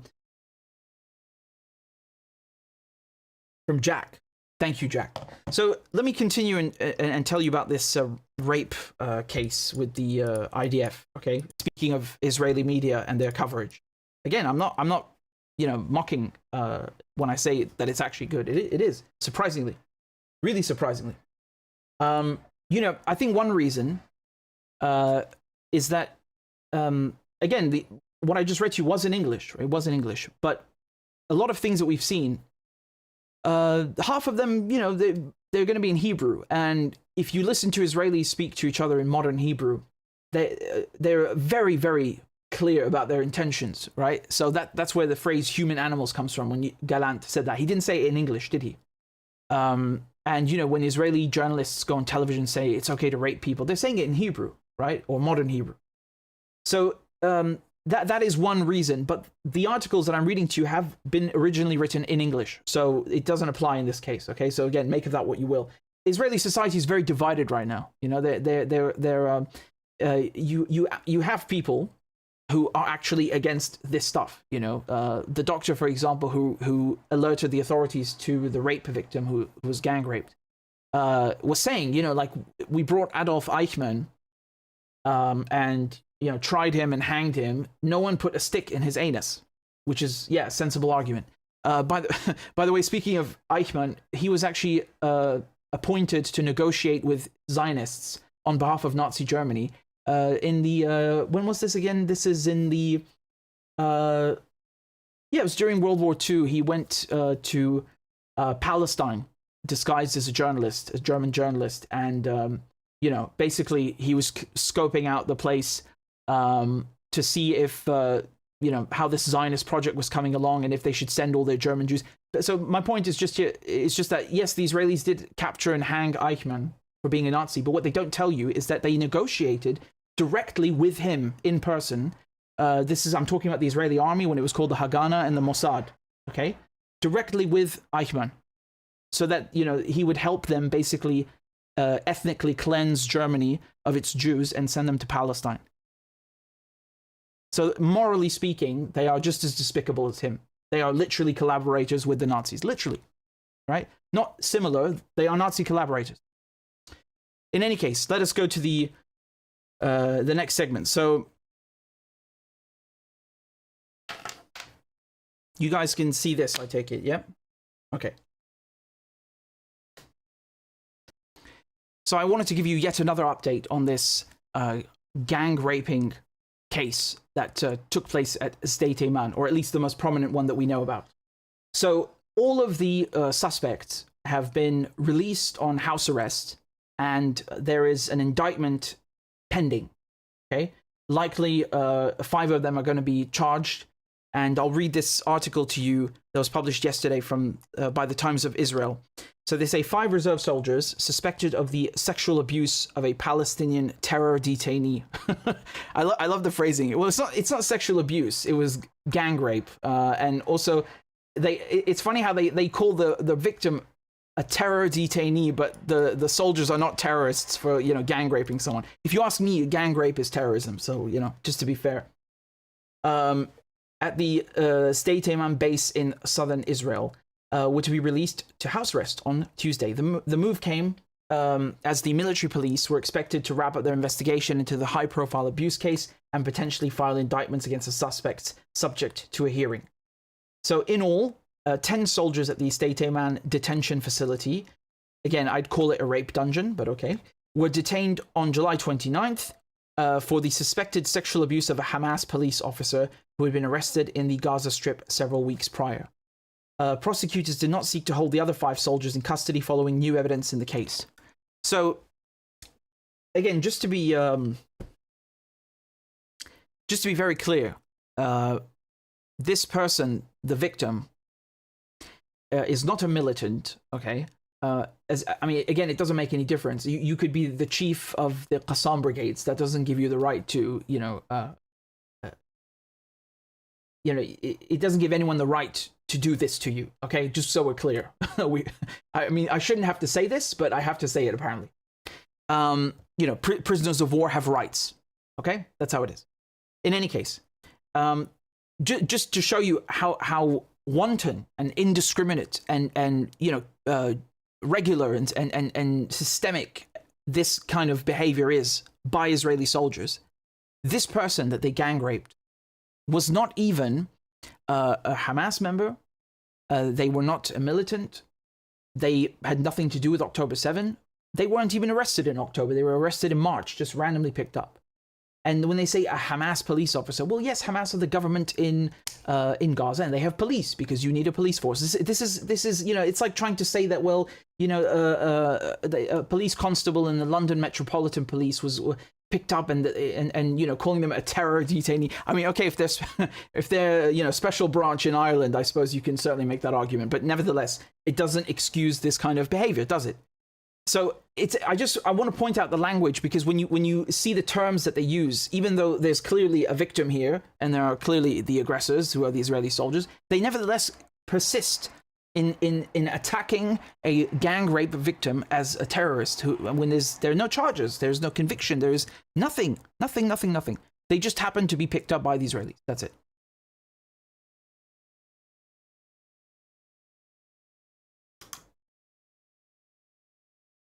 So again, these are the charges. I've read them to you before. Aggravated sodomy, which is equivalent to rape, causing bodily harm under aggravated circumstances, abuse under aggravated circumstances, conduct unbecoming of a soldier.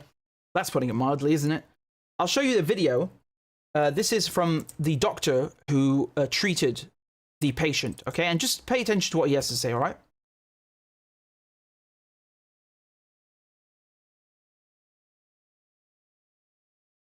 גול, וגברים בצלעות, סימני הכאה בכל עצמותיו, הכניסו לו בפי הטבעת עמוק ביותר משהו עגול, וגרם לקרע של החלק התחתון של המעי, ומיד נלקח לניתוח חירום. כריתת חלק ממעי והוצאת סטומה, היה הכרח גם לטפל במצב הריאה. כלומר, הריאה הייתה מורכבת או משהו כזה. קושת דברי אמת, אבל אני לא אמרתי את זה. אני כבר בן 80 ומשהו, ואני מגויס לצה"ל, כי אין הרבה אנשים שרצו להיות בבית החולים שדה הזה בשדה תימן. אם מגיע חולה ומטופל, שרואים שהפגיעות שלו הם לא מאיזה קרב יריות שהיה, אלא מנסמייד, מה שקורה, מאלימות, אני מחויב לדווח על כך לשלטונות הבריאות או לאנשים שאחראים על החולה, כמו שאני מדווח על ילד מוכה שבא לבית חולים או אישה מוכה, הרושם שלנו היה שפה יש דבר יש מקרה שחייבים לדווח עליו. חייבים לדווח כי בהתחלה הדבר הראשון שעלה במוחי זה שהאסירים אחרים, מה, אנחנו נעשה דבר כזה? ולראות את החברי כנסת שאומרים, כן, הכל מותר ולגיטימי למחבל של נוח'בה. מה הכל לגיטימי? מה, אז לאייכמן היה צריך להכניס מקל בתחת? רק בגלל מה שהוא עשה? שמו אותו בבית משפט, שפטו אותו ותלו אותו. ככה נוהגת מדינה.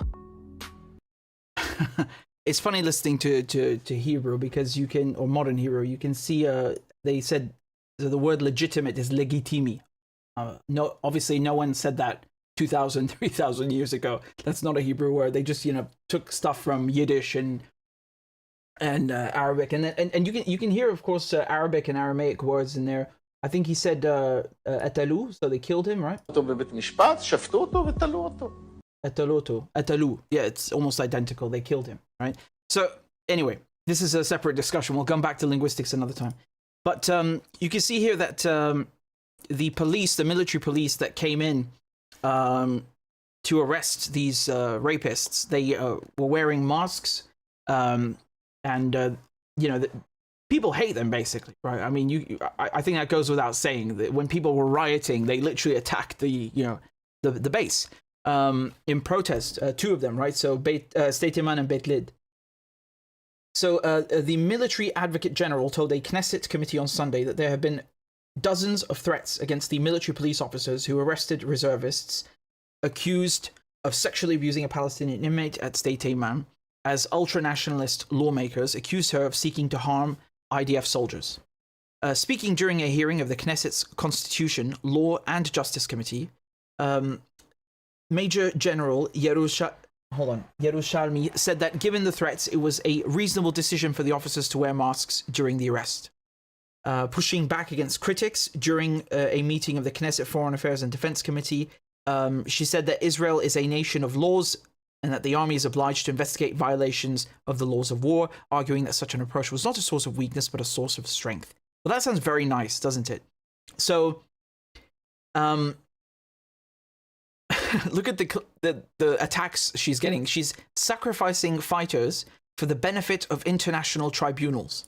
So basically what's going on here is that Israelis are saying that in a negative sense. They're basically saying, like, who cares about international courts?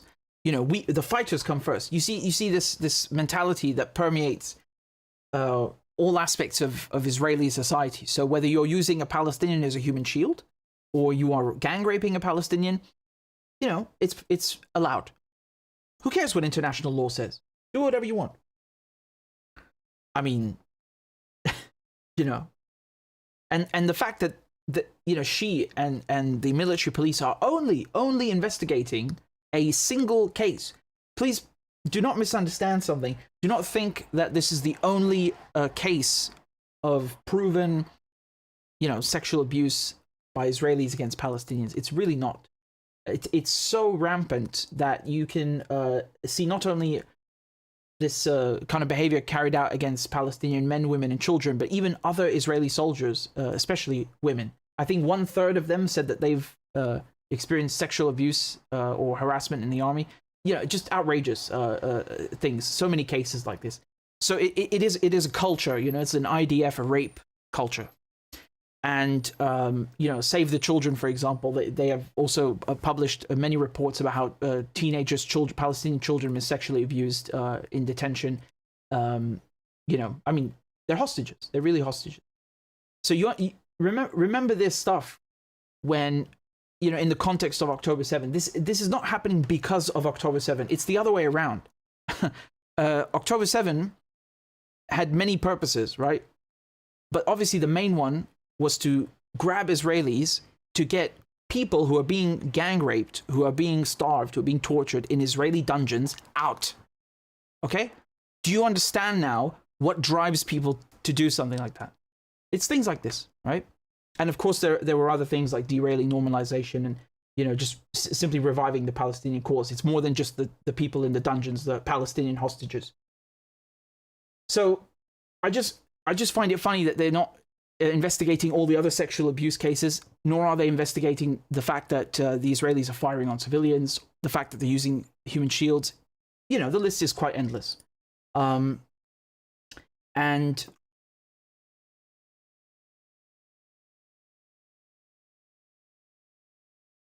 we'll see what happens.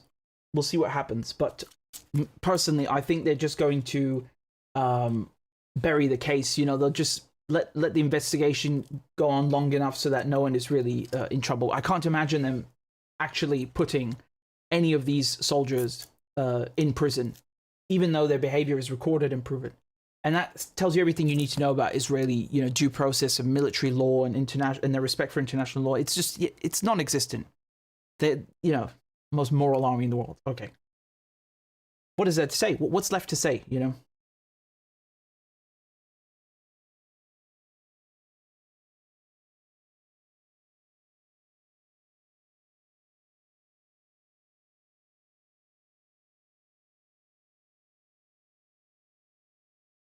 So let's talk a little bit about what's happening in Russia, okay? Give me a second.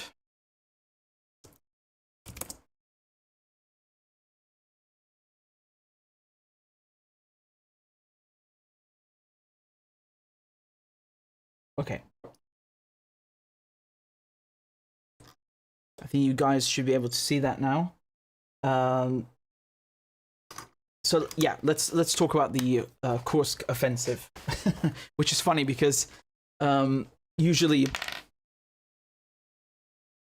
when we talk about the Kursk offensive or the Kursk battle, we're talking about World War II, because that was one of the most important battles in the entire war and the largest tank battle in history.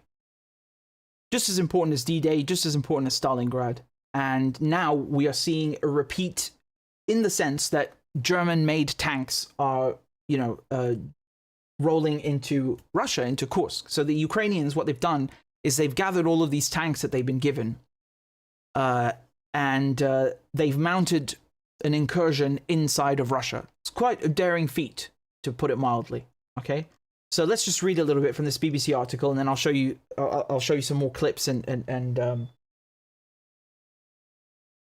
right. So it's an offensive that has seized hundreds of square kilometers of Russian territory and palpably restored momentum and morale to Ukraine's war effort. The Russian official in charge of the border region of Kursk has spoken of 28 settlements under Ukrainian control, and almost 200,000 Russians have fled their homes. Tomasz has just returned from Ukraine's cross-border mission along with his comrade Accord, who nonchalantly says it was cool. Their drone unit had spent 2 days paving the way for the cross-border incursion. We had orders to come here, but we didn't know what that meant, Tomasz admits as he pauses. We suppressed the enemy's means of communication and surveillance in advance to clear the way. Exactly how much Russian territory has been seized is uncertain, although there is skepticism over Commander-in-Chief Syrsky's claim that 1,000 square kilometers are now under Ukrainian control. Russia's defense ministry insisted on Tuesday that Ukrainian attempts to push deeper had been thwarted, but they have been proven wrong before. Whatever the reality, it appears Kiev is committed to this military gamble.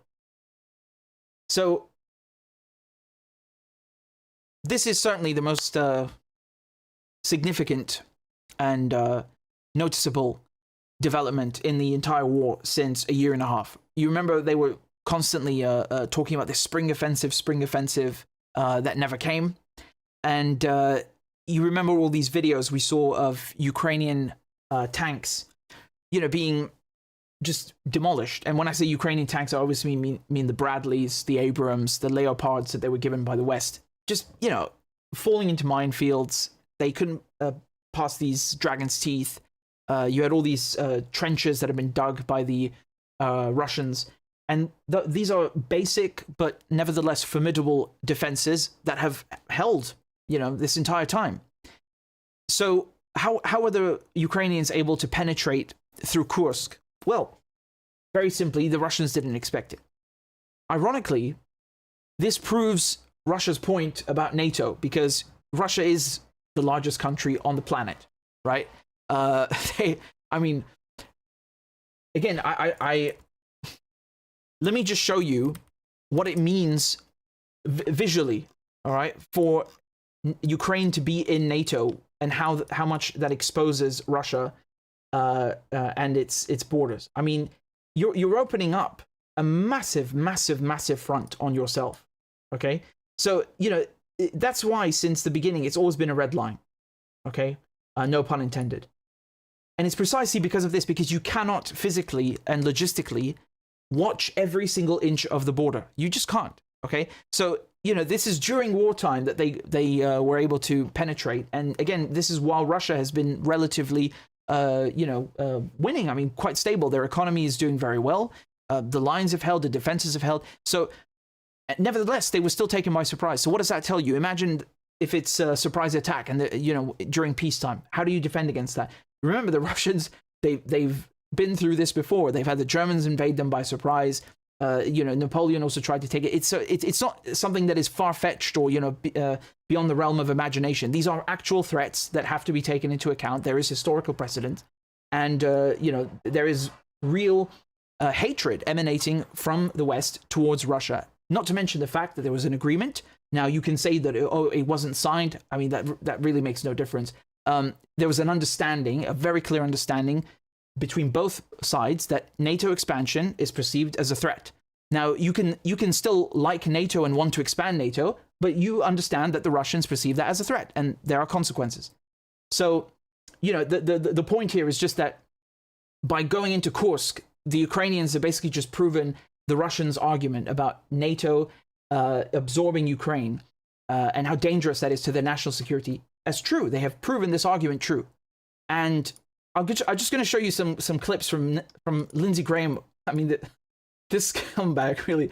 So he shows up, okay, in Kiev with Richard Blumenthal, and just, I mean, listen to this. It's a short clip, but it's funny. What I think about Kursk: bold, brilliant, beautiful. Keep it up. Putin started this. Kick his ass. Let these people fight. Give them weapons they need to win a war they can't afford to lose. When it comes to F-16s, way too long. They're here. Let's use them. Let's train Ukrainian pilots. What I think about Kursk. I mean, what a cowboy, really. Kick his ass. He's such a dirty neoconservative. Really, what a hateful person.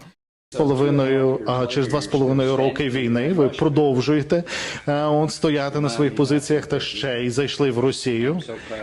Ми пишаємося вашим керівництвом, і ви демонструєте багато чого, що я ніколи не бачив. Казали, що Київ паде за 3 дні. Ну, бачите, як обернулося.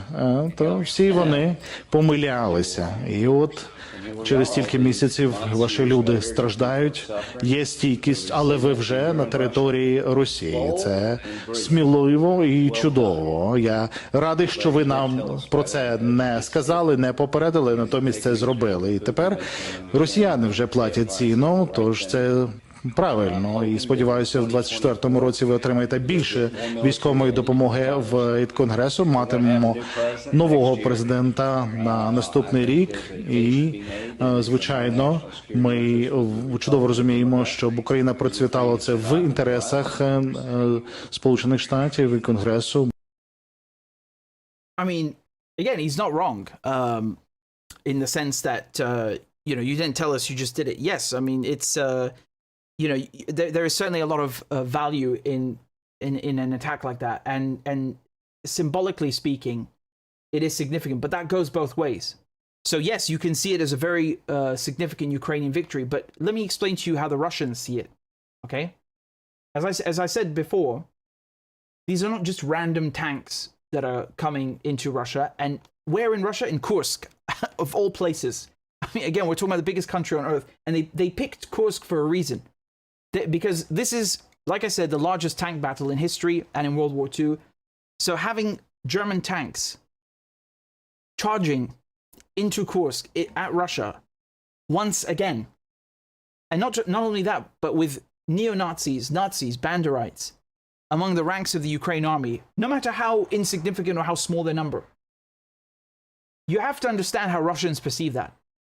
I mean, no, I don't think anyone would take kindly to that. And the Germans, if you look at this headline, for example, I mean, it's really unbelievable, So it says in Russland, Ukraine rücken mit deutschen Panzern vor. Okay, so they're not just saying, oh, okay, Ukraine barged in. They're saying, no, they did it with German tanks. There's German media glorifying the use of German tanks to charge at Russia, inside of Russia. You cannot simply ignore the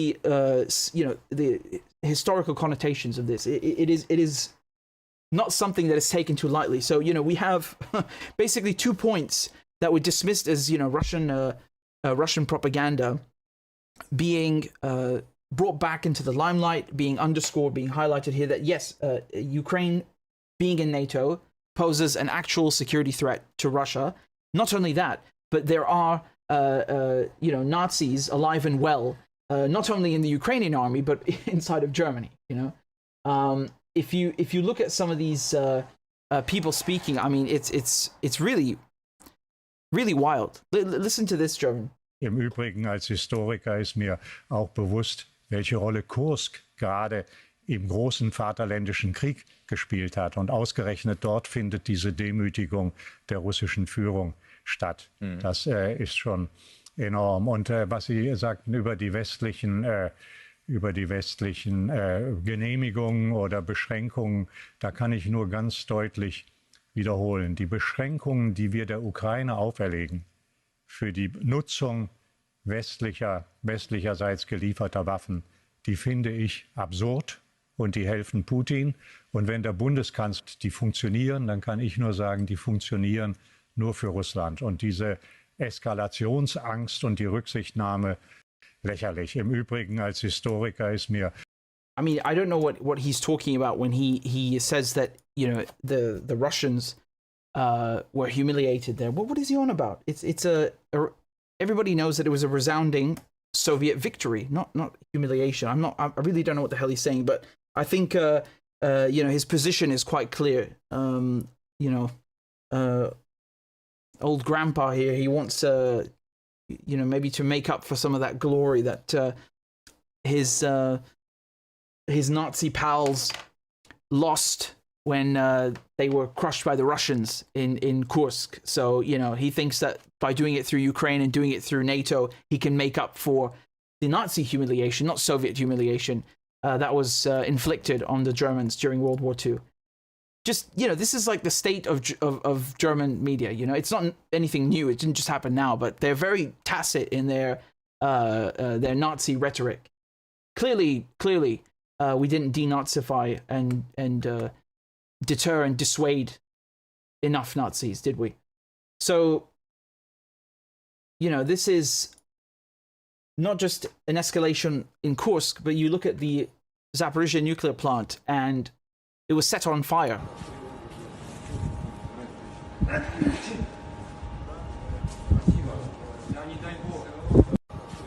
So basically, this is controlled by Russia, yes?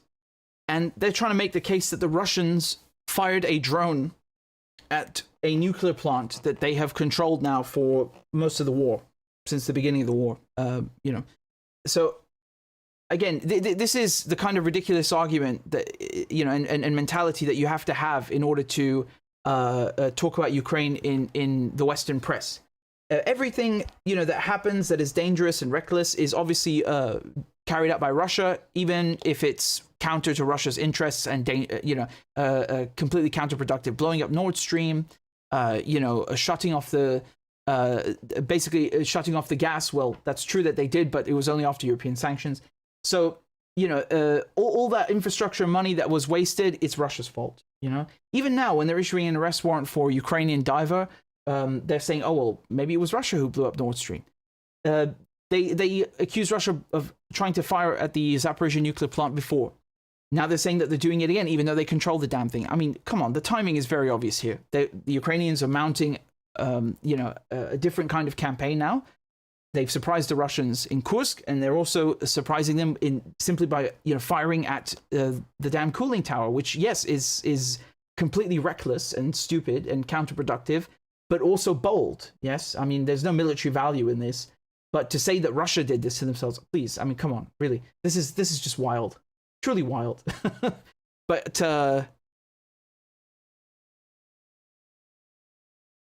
here you can see some of the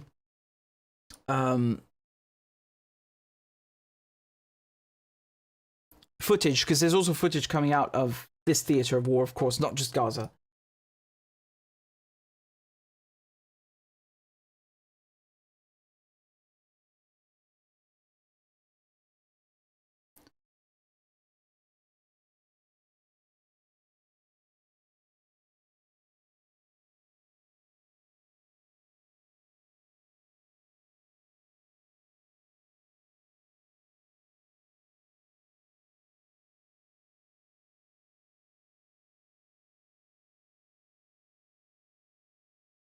Drones are being used a lot in this theater of war. You have drones not only targeting armored vehicles, but also targeting individual people. I mean, you know, harassing them, just, you know, taking them out.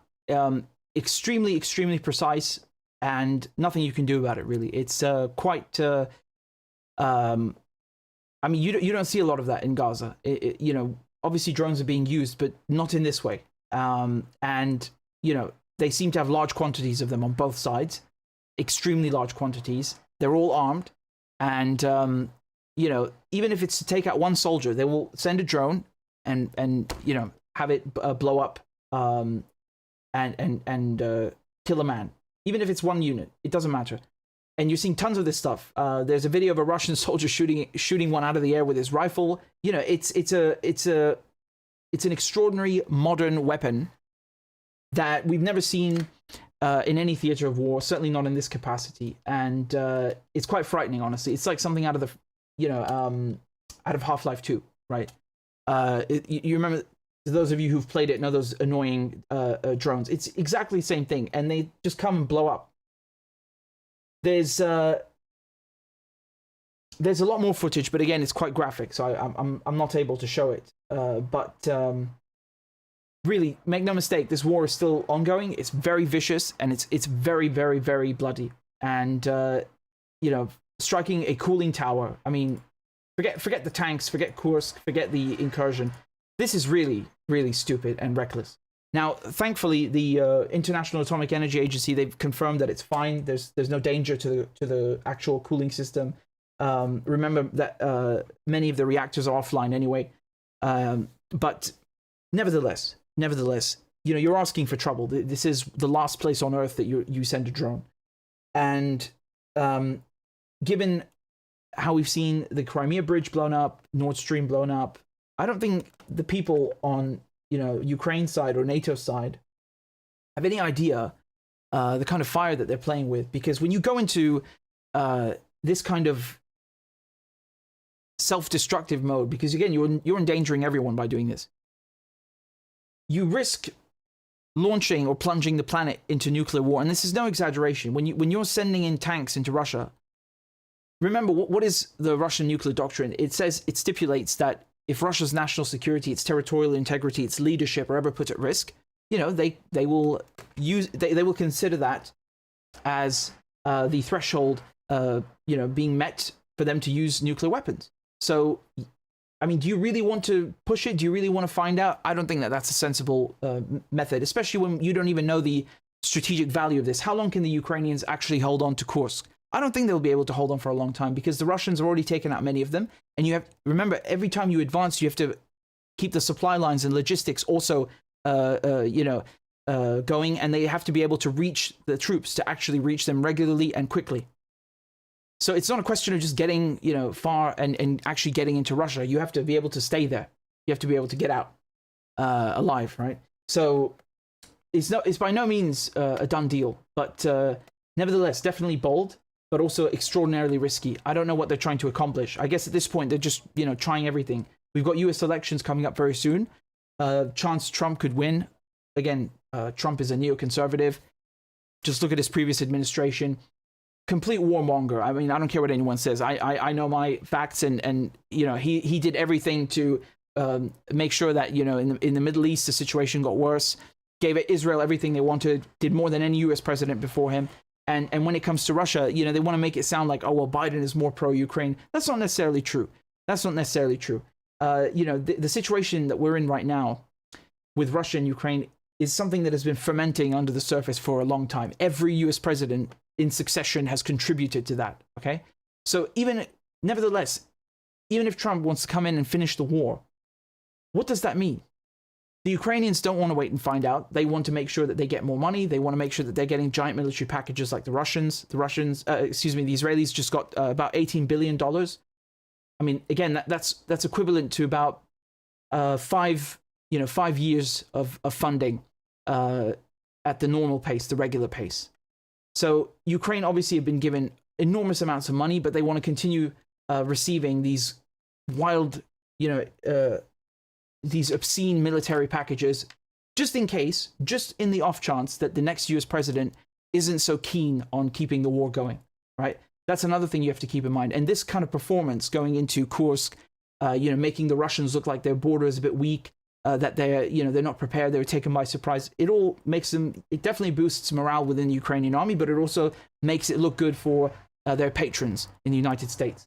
So many aspects to consider here. But I don't think ultimately it's going to change the balance of the war or tip the tide. I don't know. I feel like this was, again, more of a, you know, more of a show of force than anything else.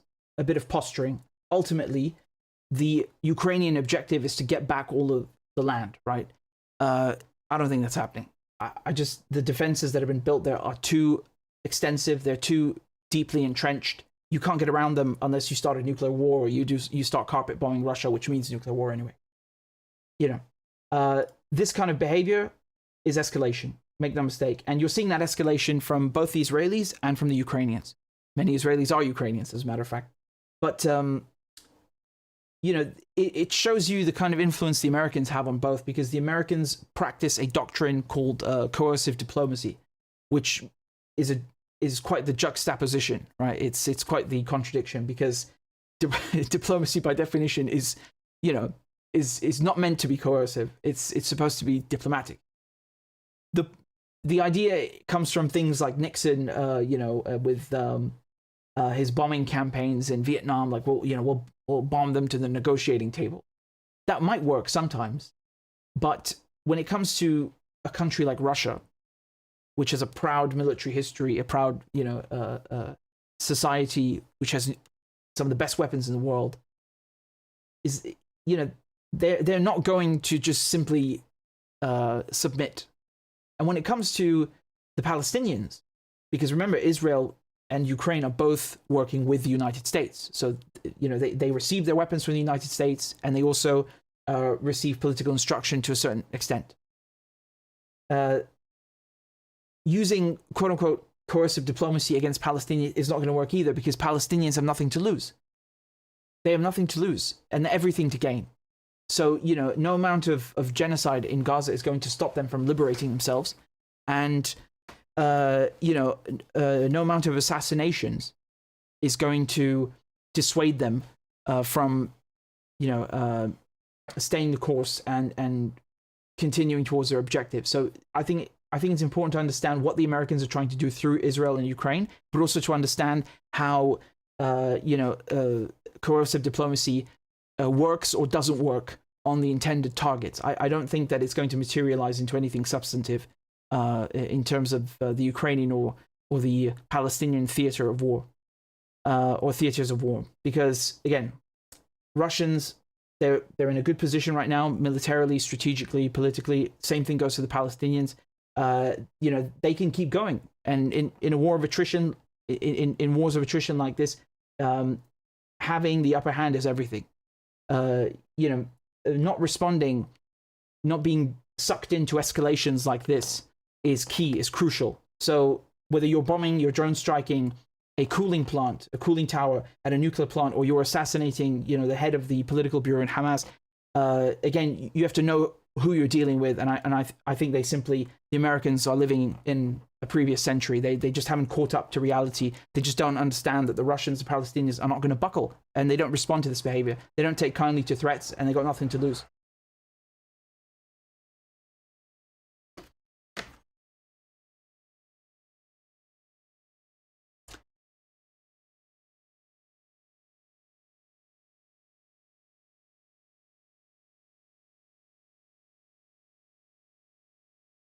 Right, so let's talk about this. So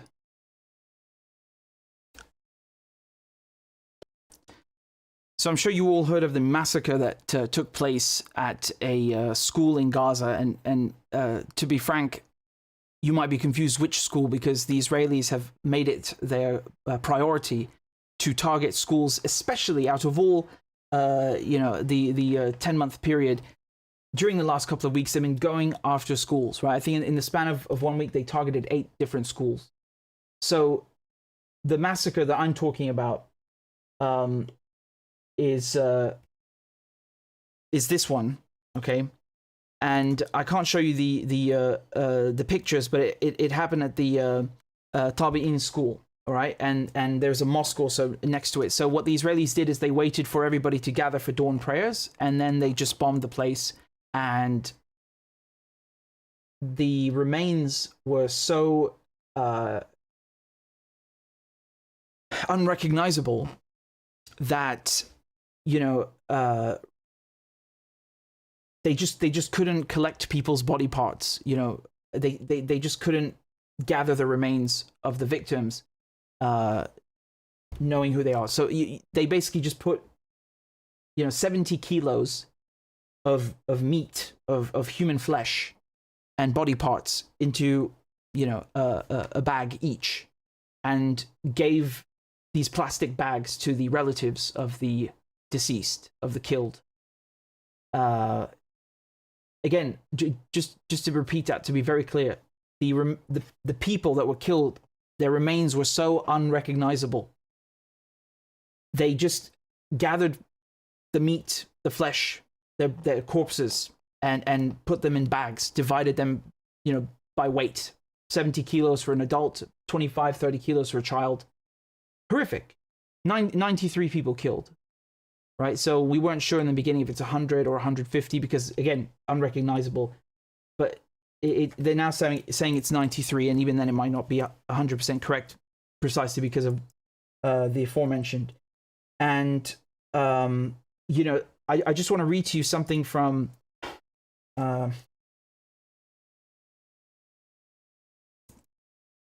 doctor, okay, who treated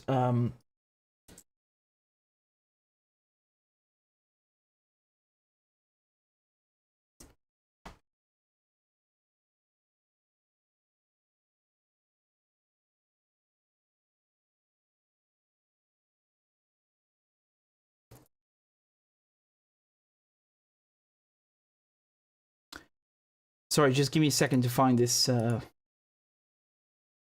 Yeah. So this is a statement from one of the doctors, and he describes treating someone. Okay, here it is in English.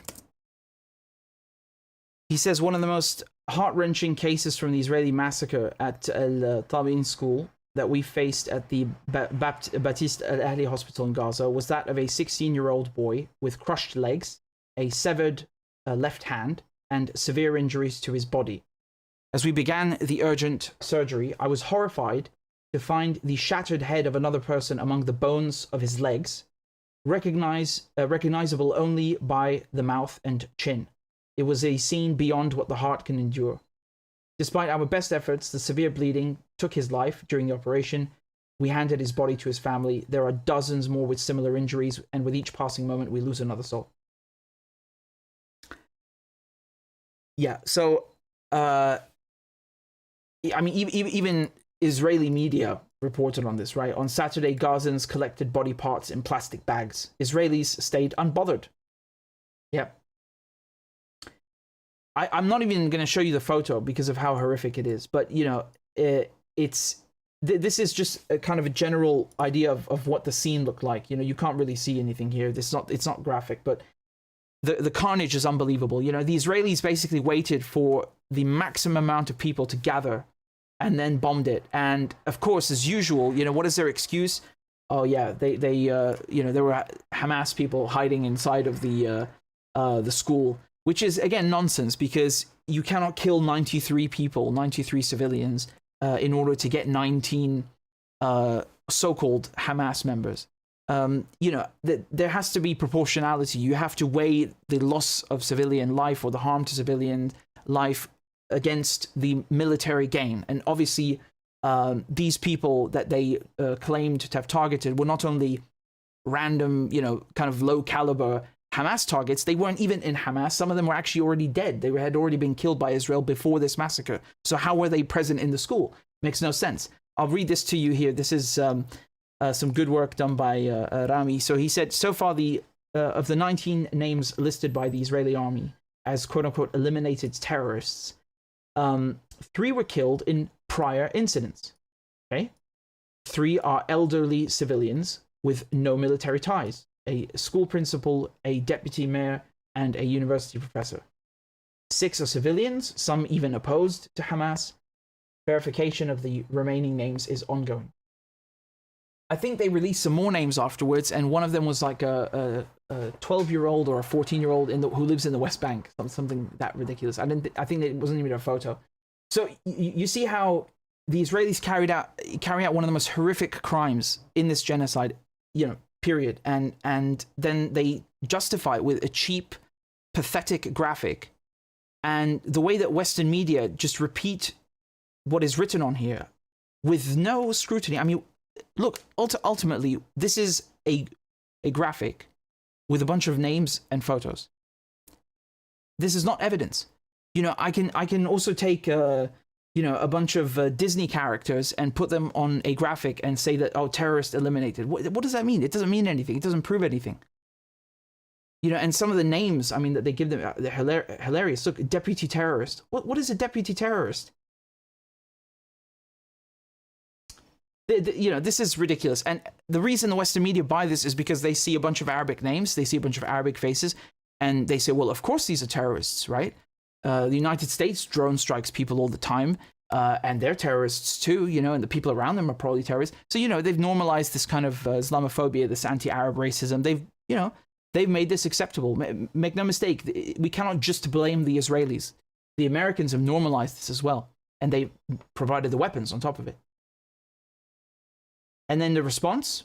This is the response from the Americans. About the attack on the Tabi'in school yesterday, but the Secretary General of the United Nations, Mr. Guterres, condemned in no uncertain terms what happened, the attack, the massacre of Tabi'in school. Will the United States do the same thing? Do you agree that such an act is thoroughly condemnable?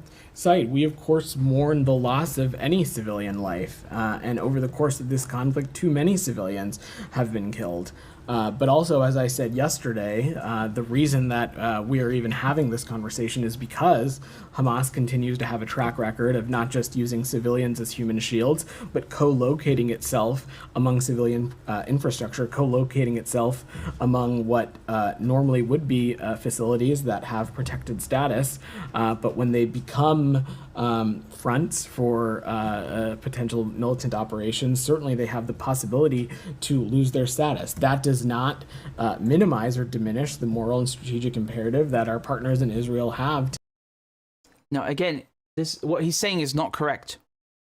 He's talking about buildings, right? He's trying to dodge the status of the civilians themselves and dodge the issue of proportionality. So again, just because even if you really had Hamas people inside of the school, number one, are they fighting? Are they in combat? Because remember, these are not professional soldiers, they're guerrilla fighters. So when they stop fighting, when they are not in battle, they are not combatants, okay? They are civilians. They are civilians. Again, let me repeat this. An actual Hamas fighter, when he puts his weapon down, becomes a civilian again. Why? Because it's a guerrilla force. Guerrilla forces are made up of civilians. What else would they be made up of? There is no army. You understand? That's the whole point. So that's number one. You can't kill them just because they are in Hamas. Number two, there's no proof that they are in Hamas. It's a lie. But I'm saying, even if we give them the benefit of the doubt. And again, the issue of proportionality. How can you justify murdering 93 civilians to the point that their remains are physically unrecognizable? Liquidated. They have been liquidated. I mean, this is ridiculous. The civilians don't lose their status. This is not. You don't just walk around infecting people with combatant status. Just because you stand next to a civilian, that doesn't mean that person deserves to die in an inferno. What kind of logic is this?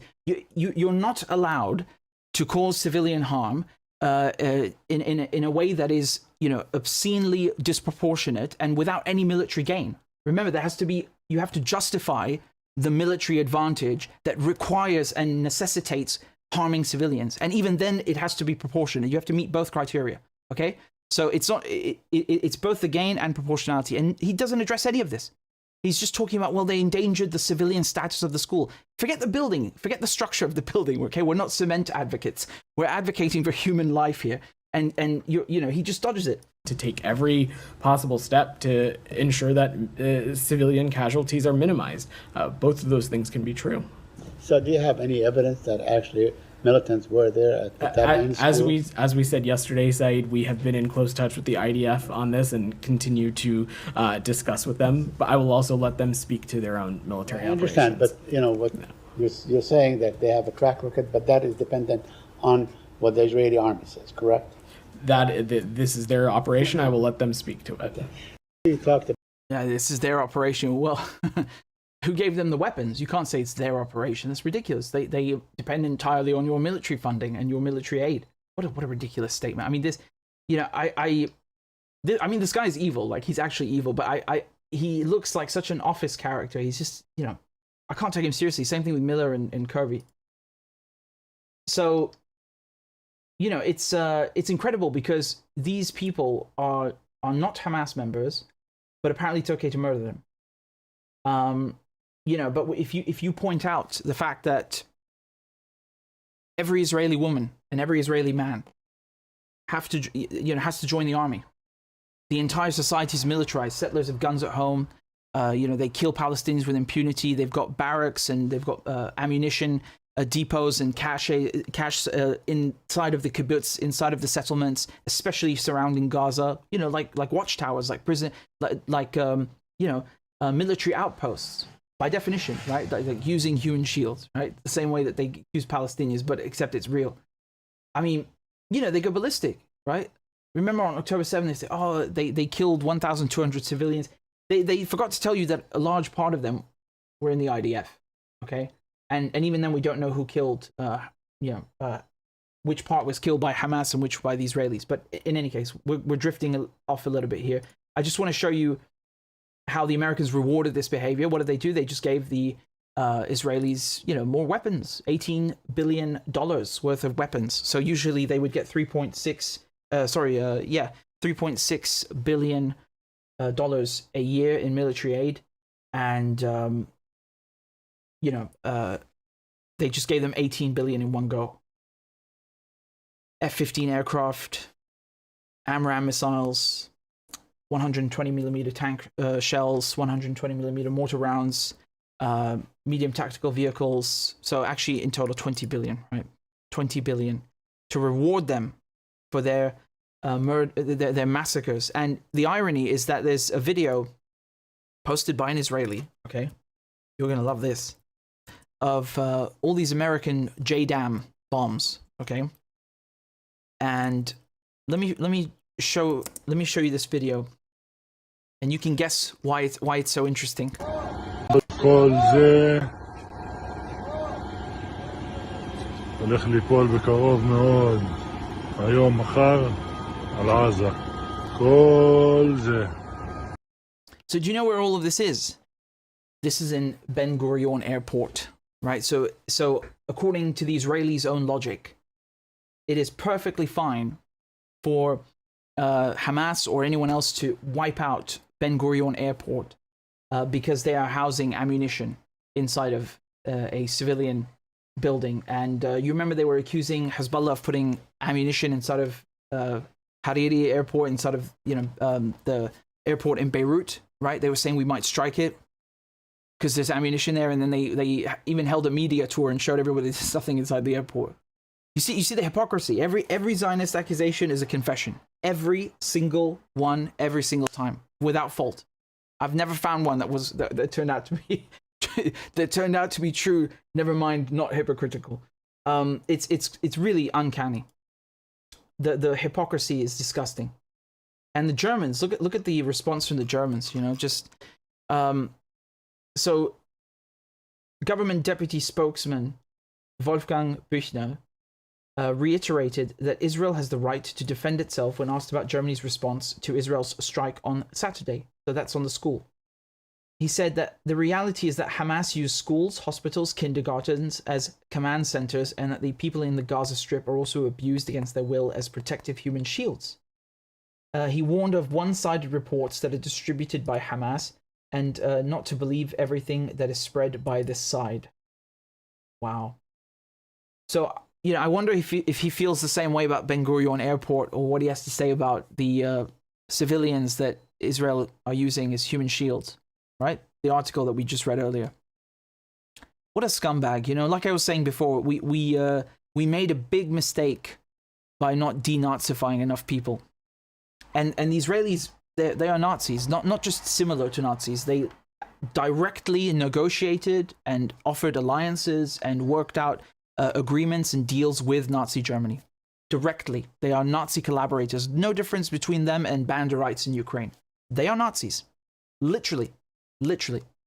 That is the Zionist legacy. So, we have a big campaign of denazification and de-Zionization that needs to be carried out. Because, people who think that it's okay to crush, liquidate, physically, liquidate people, 100 people during dawn prayers, and then lie about it with some cheap graphic that just has a bunch of names and photos on it. These people are a threat to humanity, really. When I saw the photo of the bags, plastic bags with like just human flesh, they're trying to normalize what cannot be normalized. And so these kinds of atrocities that the Nazis carried out, that the Israelis are carrying out, they are so egregious. They are such an affront on humanity. It is as if you are not just murdering Palestinians, you are murdering humanity. You are grabbing it by the neck and you are squeezing the life out of it. You are trying to desensitize the planet. You are trying to normalize the liquidation of other human beings for nothing, for no reason. It's anthropocide. It's the killing of humanity, anthropocide. This is what I call it. There is no other way to describe it.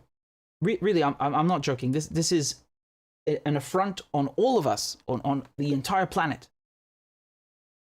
Even if you look at it from an environmental aspect, it's even then, yes, they're actually killing the planet with the amount of waste, the carbon dioxide, the bombs that they have. I mean, the pollution, the white phosphorus, depleted uranium, the amount of destruction in Gaza that is seeping into the Mediterranean, seeping into the ground is unbelievable. Never mind, of course, the most important thing, which is the loss of human life and atrocities like this. And every single day they top it. Every single day. The other day it's a gang rape, and then they're rioting to defend the rapists, and then there's a video of the rape, and they're like debating it in the Knesset. It's just like you can't keep up with them. And then here, they're not only killing the people are unrecognizable. Then they're trying to justify what is unjustifiable, what is inexcusable. I mean, this is really, really just too much. And just today, for example, you had a child in Gaza cut in half, like literally, physically cut in half. Both the legs just loose and the upper body. What kind of society tries to normalize this stuff? It's unacceptable. It is absolutely unacceptable. It is horrific.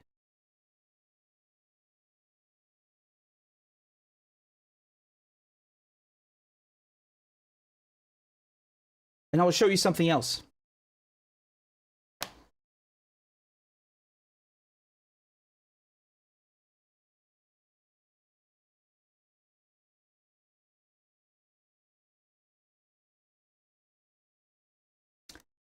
So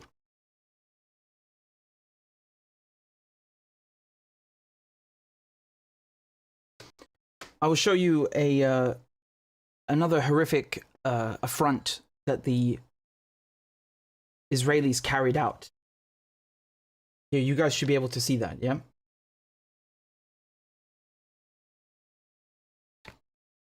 So this Palestinian father was on his way to pick up the birth certificates for his newborn twins. And while he was getting the birth certificates, the Israelis carried out an airstrike on his house. They killed his wife. They killed both of his newborn children, and I believe his mother as well. I mean, there are no words, really.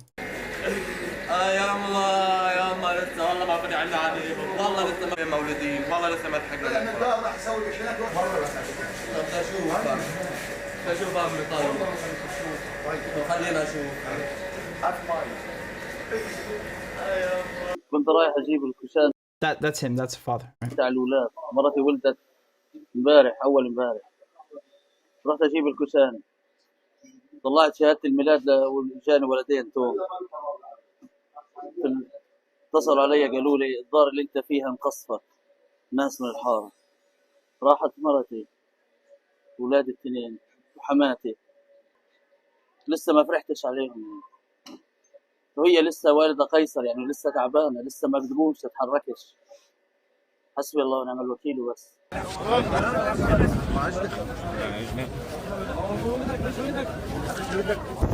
الله أكبر. الله.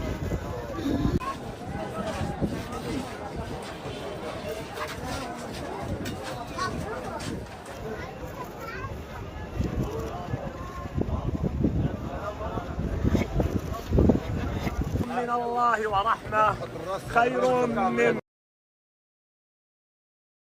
Even CNN did a report on it, which was, I mean, you know, as usual, they do a little bit of truth telling once in a while, and then that's it. But nevertheless, I shall play it for you just so you can see it. How do you console a man? Here.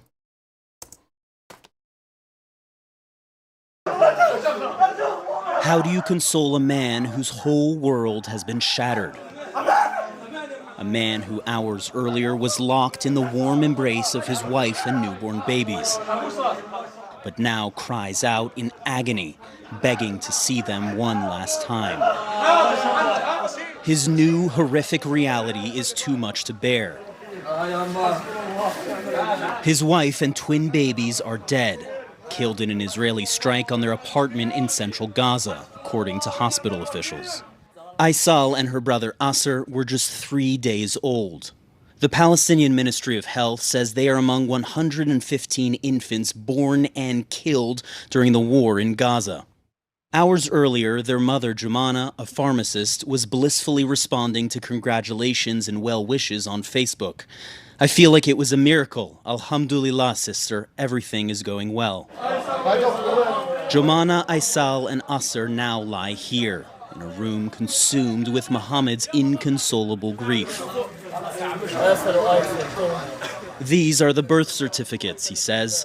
While I was getting them, I received a phone call telling me our apartment was targeted and that my wife and children were at Al-Aqsa Hospital. Neighbors are still sifting through the aftermath of that strike. Hospital. Right. You see the image right there. Do you see how precise that is? How calculated.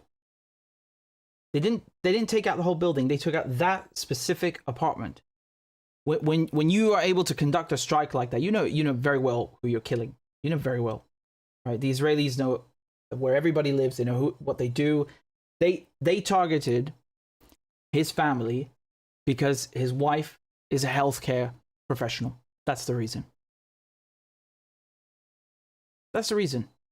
Because we know it is a fact that the Israelis target doctors, they target journalists. The doctors in Gaza, when they finish work, they leave the hospital and people give them, well, I mean, they are civilians, of course, but they basically take off the scrubs, the hospital scrubs that they wear. They take them off because it's like having a target on your back. They don't want to be sniped or killed by the Israelis. Just to add, this adds another level of malfeasance and evil to the whole story, doesn't it? Officials say an Israeli shell hit the building. The Israeli military did not respond to CNN's request for comment. The victims of several other strikes in central Gaza also pour into Al-Aqsa Martyrs Hospital, where more parents grieve the deaths of their children. How can I live after you, my son? This mother cries. Amid the grief, there is also anger and exasperation, including from the dead man's father. The entire unjust world does not care about this. That's all I can say, Hassan says. Just numbers. We are just numbers, but for God, we are martyrs. One by one, their bodies are brought out of the morgue so the living can pray for the dead, including 9-month-old Jamal and his father, Uday. Mohammed is performing the same rituals for his wife and twin babies. But prayers offer little comfort for a man who has lost everything, for a new father with no children to raise. Just sadistic, really just sadistic, evil behavior. Every single day, there is a new crime, there is a new atrocity, there is a new massacre that the Israelis come up with, without fault. It's like it's like a challenge for them or something, And look at the level of bombing that they've carried out in Gaza. Just this is again from satellite data provided by the UN. Okay, 6th of July. That's basically all of Gaza, you know. And again, this is not it's not very exhaustive or comprehensive because it only takes into account rooftop damage. So, you know, when it comes to the ground, for example, that's not taken into account. And they still want to sit there and tell you it's not a genocide. Amazing, really. And if you look at the BBC, look at the headline that they published about this story. They wrote baby twins killed in Gaza as father registered births. I mean, what does that mean? That it sounds like it almost sounds like he killed them while because he registered their births, which makes literally no sense. Or it sounds like, you know, they just, I don't know, they were in a stroller, they were in a pram, and it, you know, it just like it started rolling by itself, and you know, when he was doing some paperwork. And I mean, look how sick that is. You know, instead of saying Israel murders, you know, murdered his children and his wife, no, don't even mention Israel. Don't even call him a Palestinian. You know, nothing. And then because of a lot of outrage and backlash, they ended up changing the headline inside of the article itself when you click the link. But of course, the tweet is still the same. You know, just vile behavior. And they did the same thing with Mohammed Bahar, for example. You know, they, instead of saying that he was mauled to death mauled by an Israeli army dog, then left to bleed to death by the IDF, they say the lonely death of a man with Down syndrome. You know, they just make it as abstract and passive as possible. So people who don't even read the articles, who just see, you know, the headlines and skip past, they receive no information and no, you know, they have no idea of what actually Israel is doing to Palestinians on an unbelievable scale. If you consider the number of babies that the Palestinians have lost since the war began, okay, so 115 Palestinian babies that were born after October 7 have been killed, and you've got 2,100, around 2,100 children under the age of 2 that have been killed as well. So those include, that figure of 2,100 includes children, for example, that were born in September or August, 2023, so just before, but who were still killed nevertheless in the last 10 months. Really just horrific. And I think in total it's now 17,000 children that have been killed, 20,000 that are still missing, likely dead as well. Really, it's a lot. It's really a lot. احنا زهقنا يا عالم، زهقنا. انت تعبتي؟ رجعنا لحالي، كلنا تعبنا. كل الأطفال، كل الشباب تعبوا. بكفي عاد بكفي. شو اليهود بتسوي فينا؟ دول عربية بتطلع فينا، عجبها الموضوع اللي احنا فيه؟ عجبها ولا بتطلع فينا هيك؟ احنا زهقنا يا عالم، زهقنا. انتوا يا عرب يلي مش عارفه ايش اقول عنكم. الاطفال قاعدين بتموت تحت الردم، بتقطع ايديها، بتقطع رجليها، بتقطع روسها. لكل واحد عربي واجنبي بده يشوفنا. ايش الدم اللي فيكم؟ من وين مصنوعين؟ انتم معيطين مسموعين. لو بدكم صار في زي هيك حتسكتوا على الموضوع هذا. انا بدي احكي كلمه واحده، مش مسامحاكم دنيا ولا اخره، وحقول يا ربي اني ما يسامحكم دنيا ولا اخره. هذا اخر كلمه حقول لكم. Yeah, and who could blame her, really? So this is what the West supports. This is what the West condones. This is what the West does. Remember, every single one of these atrocities is Western-backed. It could not happen without the military support, the diplomatic cover, the media cover, political cover that is provided 24 hours a day by the UK, by the US, by France, by Germany, by the EU. It's a collaborative effort. It really is. And it's a dirty one, really. And remember, in England, we had these riots because 3 children were killed in Southport. And they claimed originally, people who are on the far right, and all of them are, of course, backed and supported by Israel, and they're all Zionists. they were claiming that a Muslim immigrant had done it, and turns out it was someone born in Wales. They rioted because of that, because of 3 children. They were ready to burn down the UK. They laid siege to mosques. They tried to burn down a Holiday Inn because it had asylum seekers inside. Just mad racist behavior. So this guy just lost 2 children, okay? Not 3, but 2. Newborn twins. And they were killed by Americans, by Israelis, by, Britain, by the West. Does he have the right now to just go and burn down the United States? Is the far right going to mobilize and burn down the United States or burn down Israel because of what it did to his children? Because Israelis came to his country and killed his family in his home? No, he's not going to do that because he is not a scumbag like the Zionist far right that we have in the West. But he is nevertheless an actual victim of racist violence and genocide. Really just,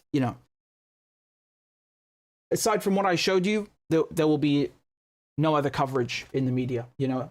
This is one story among many others, and it's just, on the off chance that they managed and tried to cover it and did cover it. Usually they wouldn't bother. This is not a unique story by any means. Doesn't make it any less horrific, of course. My point is just that it's happening left and right, and they all know it, and they're not covering it. And even when they do cover it, like the BBC, they run cover for Israel, no pun intended. Yeah, half-assed journalism. I mean, more like complicity in genocide.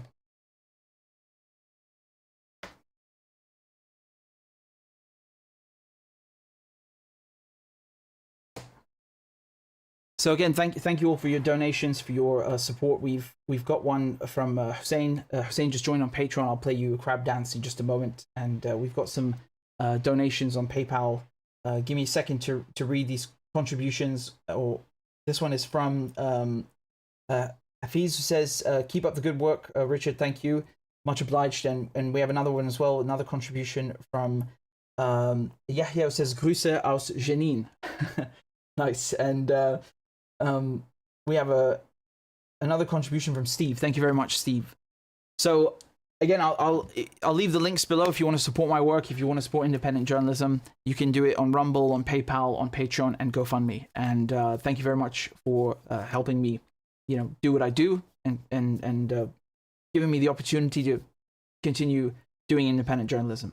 Thank you very much. And here comes the crab dance. Everybody, give Hussein a hand.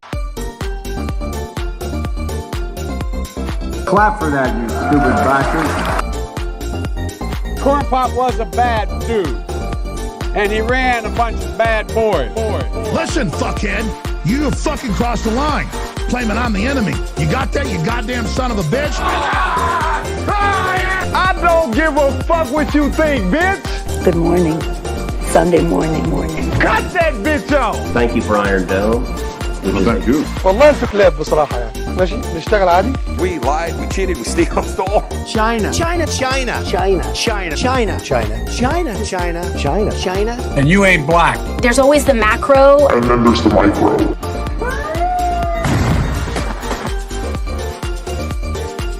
Do not come. Do not come. I'm gonna come. You talking to me? Ladies and gentlemen, I'll have 2 number 9s, a number 9 large. we got him. Because I have to do it myself. I know it's not. I've fallen and I can't get up.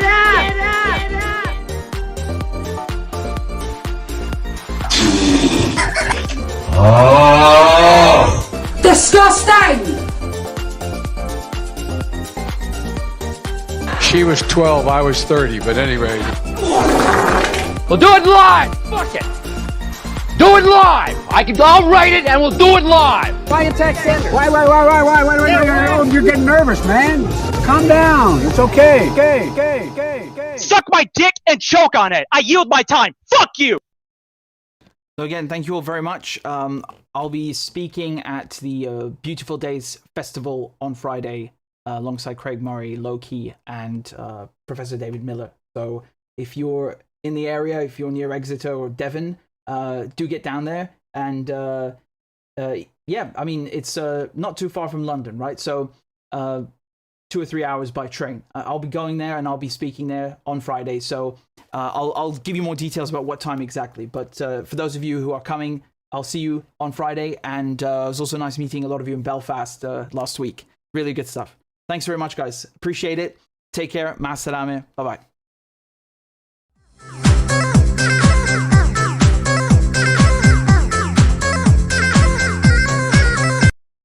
A is for All men and women created by go. You know the thing. B is for I'm beginning to see why your wife left you. C is for Corn Pop was a bad dude, and he ran a bunch of bad boys. D is for Don't worry, I'm so serious. Children, I love to hear them. E is for Excuse to walk by the dealer and say, no, I'm not going to be a mule. I got something to do. I got to go do boom, boom, boom. F is for Time friend, and she's a friend. She's been my friend in and out of public life. G is for Go to Joe 30330. H is for Hairy legs that turn blonde in the sun. And the kids used to come up and reach in the pool and rub my leg down. I is for I'm a Democratic candidate for the United States Senate. J is for Just look at the record. I have President Biden, Vice President Biden. Well, I tell you what, if you look at my record and you still doubt about my commitment, then you should vote for somebody else. K is for Kids jumping on my lap. And I've loved kids jumping on my lap. L is for The lion, dog, face, pony soldier. M is for Make sure the television, make sure you have the record player on at night, the phone. Make sure the kids hear work. N is for NATO. O is for The only African-American woman that ever been elected to the United States Senate. P is for Poor kids are just as bright and just as talented as white kids. R is for Rest her soul, and although your mom's still alive. S is for Send a text to the word united. T is for Truth over facts. U is for Union workers, the UAW took incredible cuts in their future. V is for I'll vote for somebody else. All right, thanks so much. W is for Wait, you're getting nervous, man. Calm down. It's okay. X is for Xi Jinping. Y is for And you ain't black. Z is for She's sleeping? Women in our country has been classified as essential. So this is an issue. By the way, this is my little sister Valerie, and I'm Jill's husband. Oh no, this is you switched on me. This is my wife. This is my sister. They switched on me.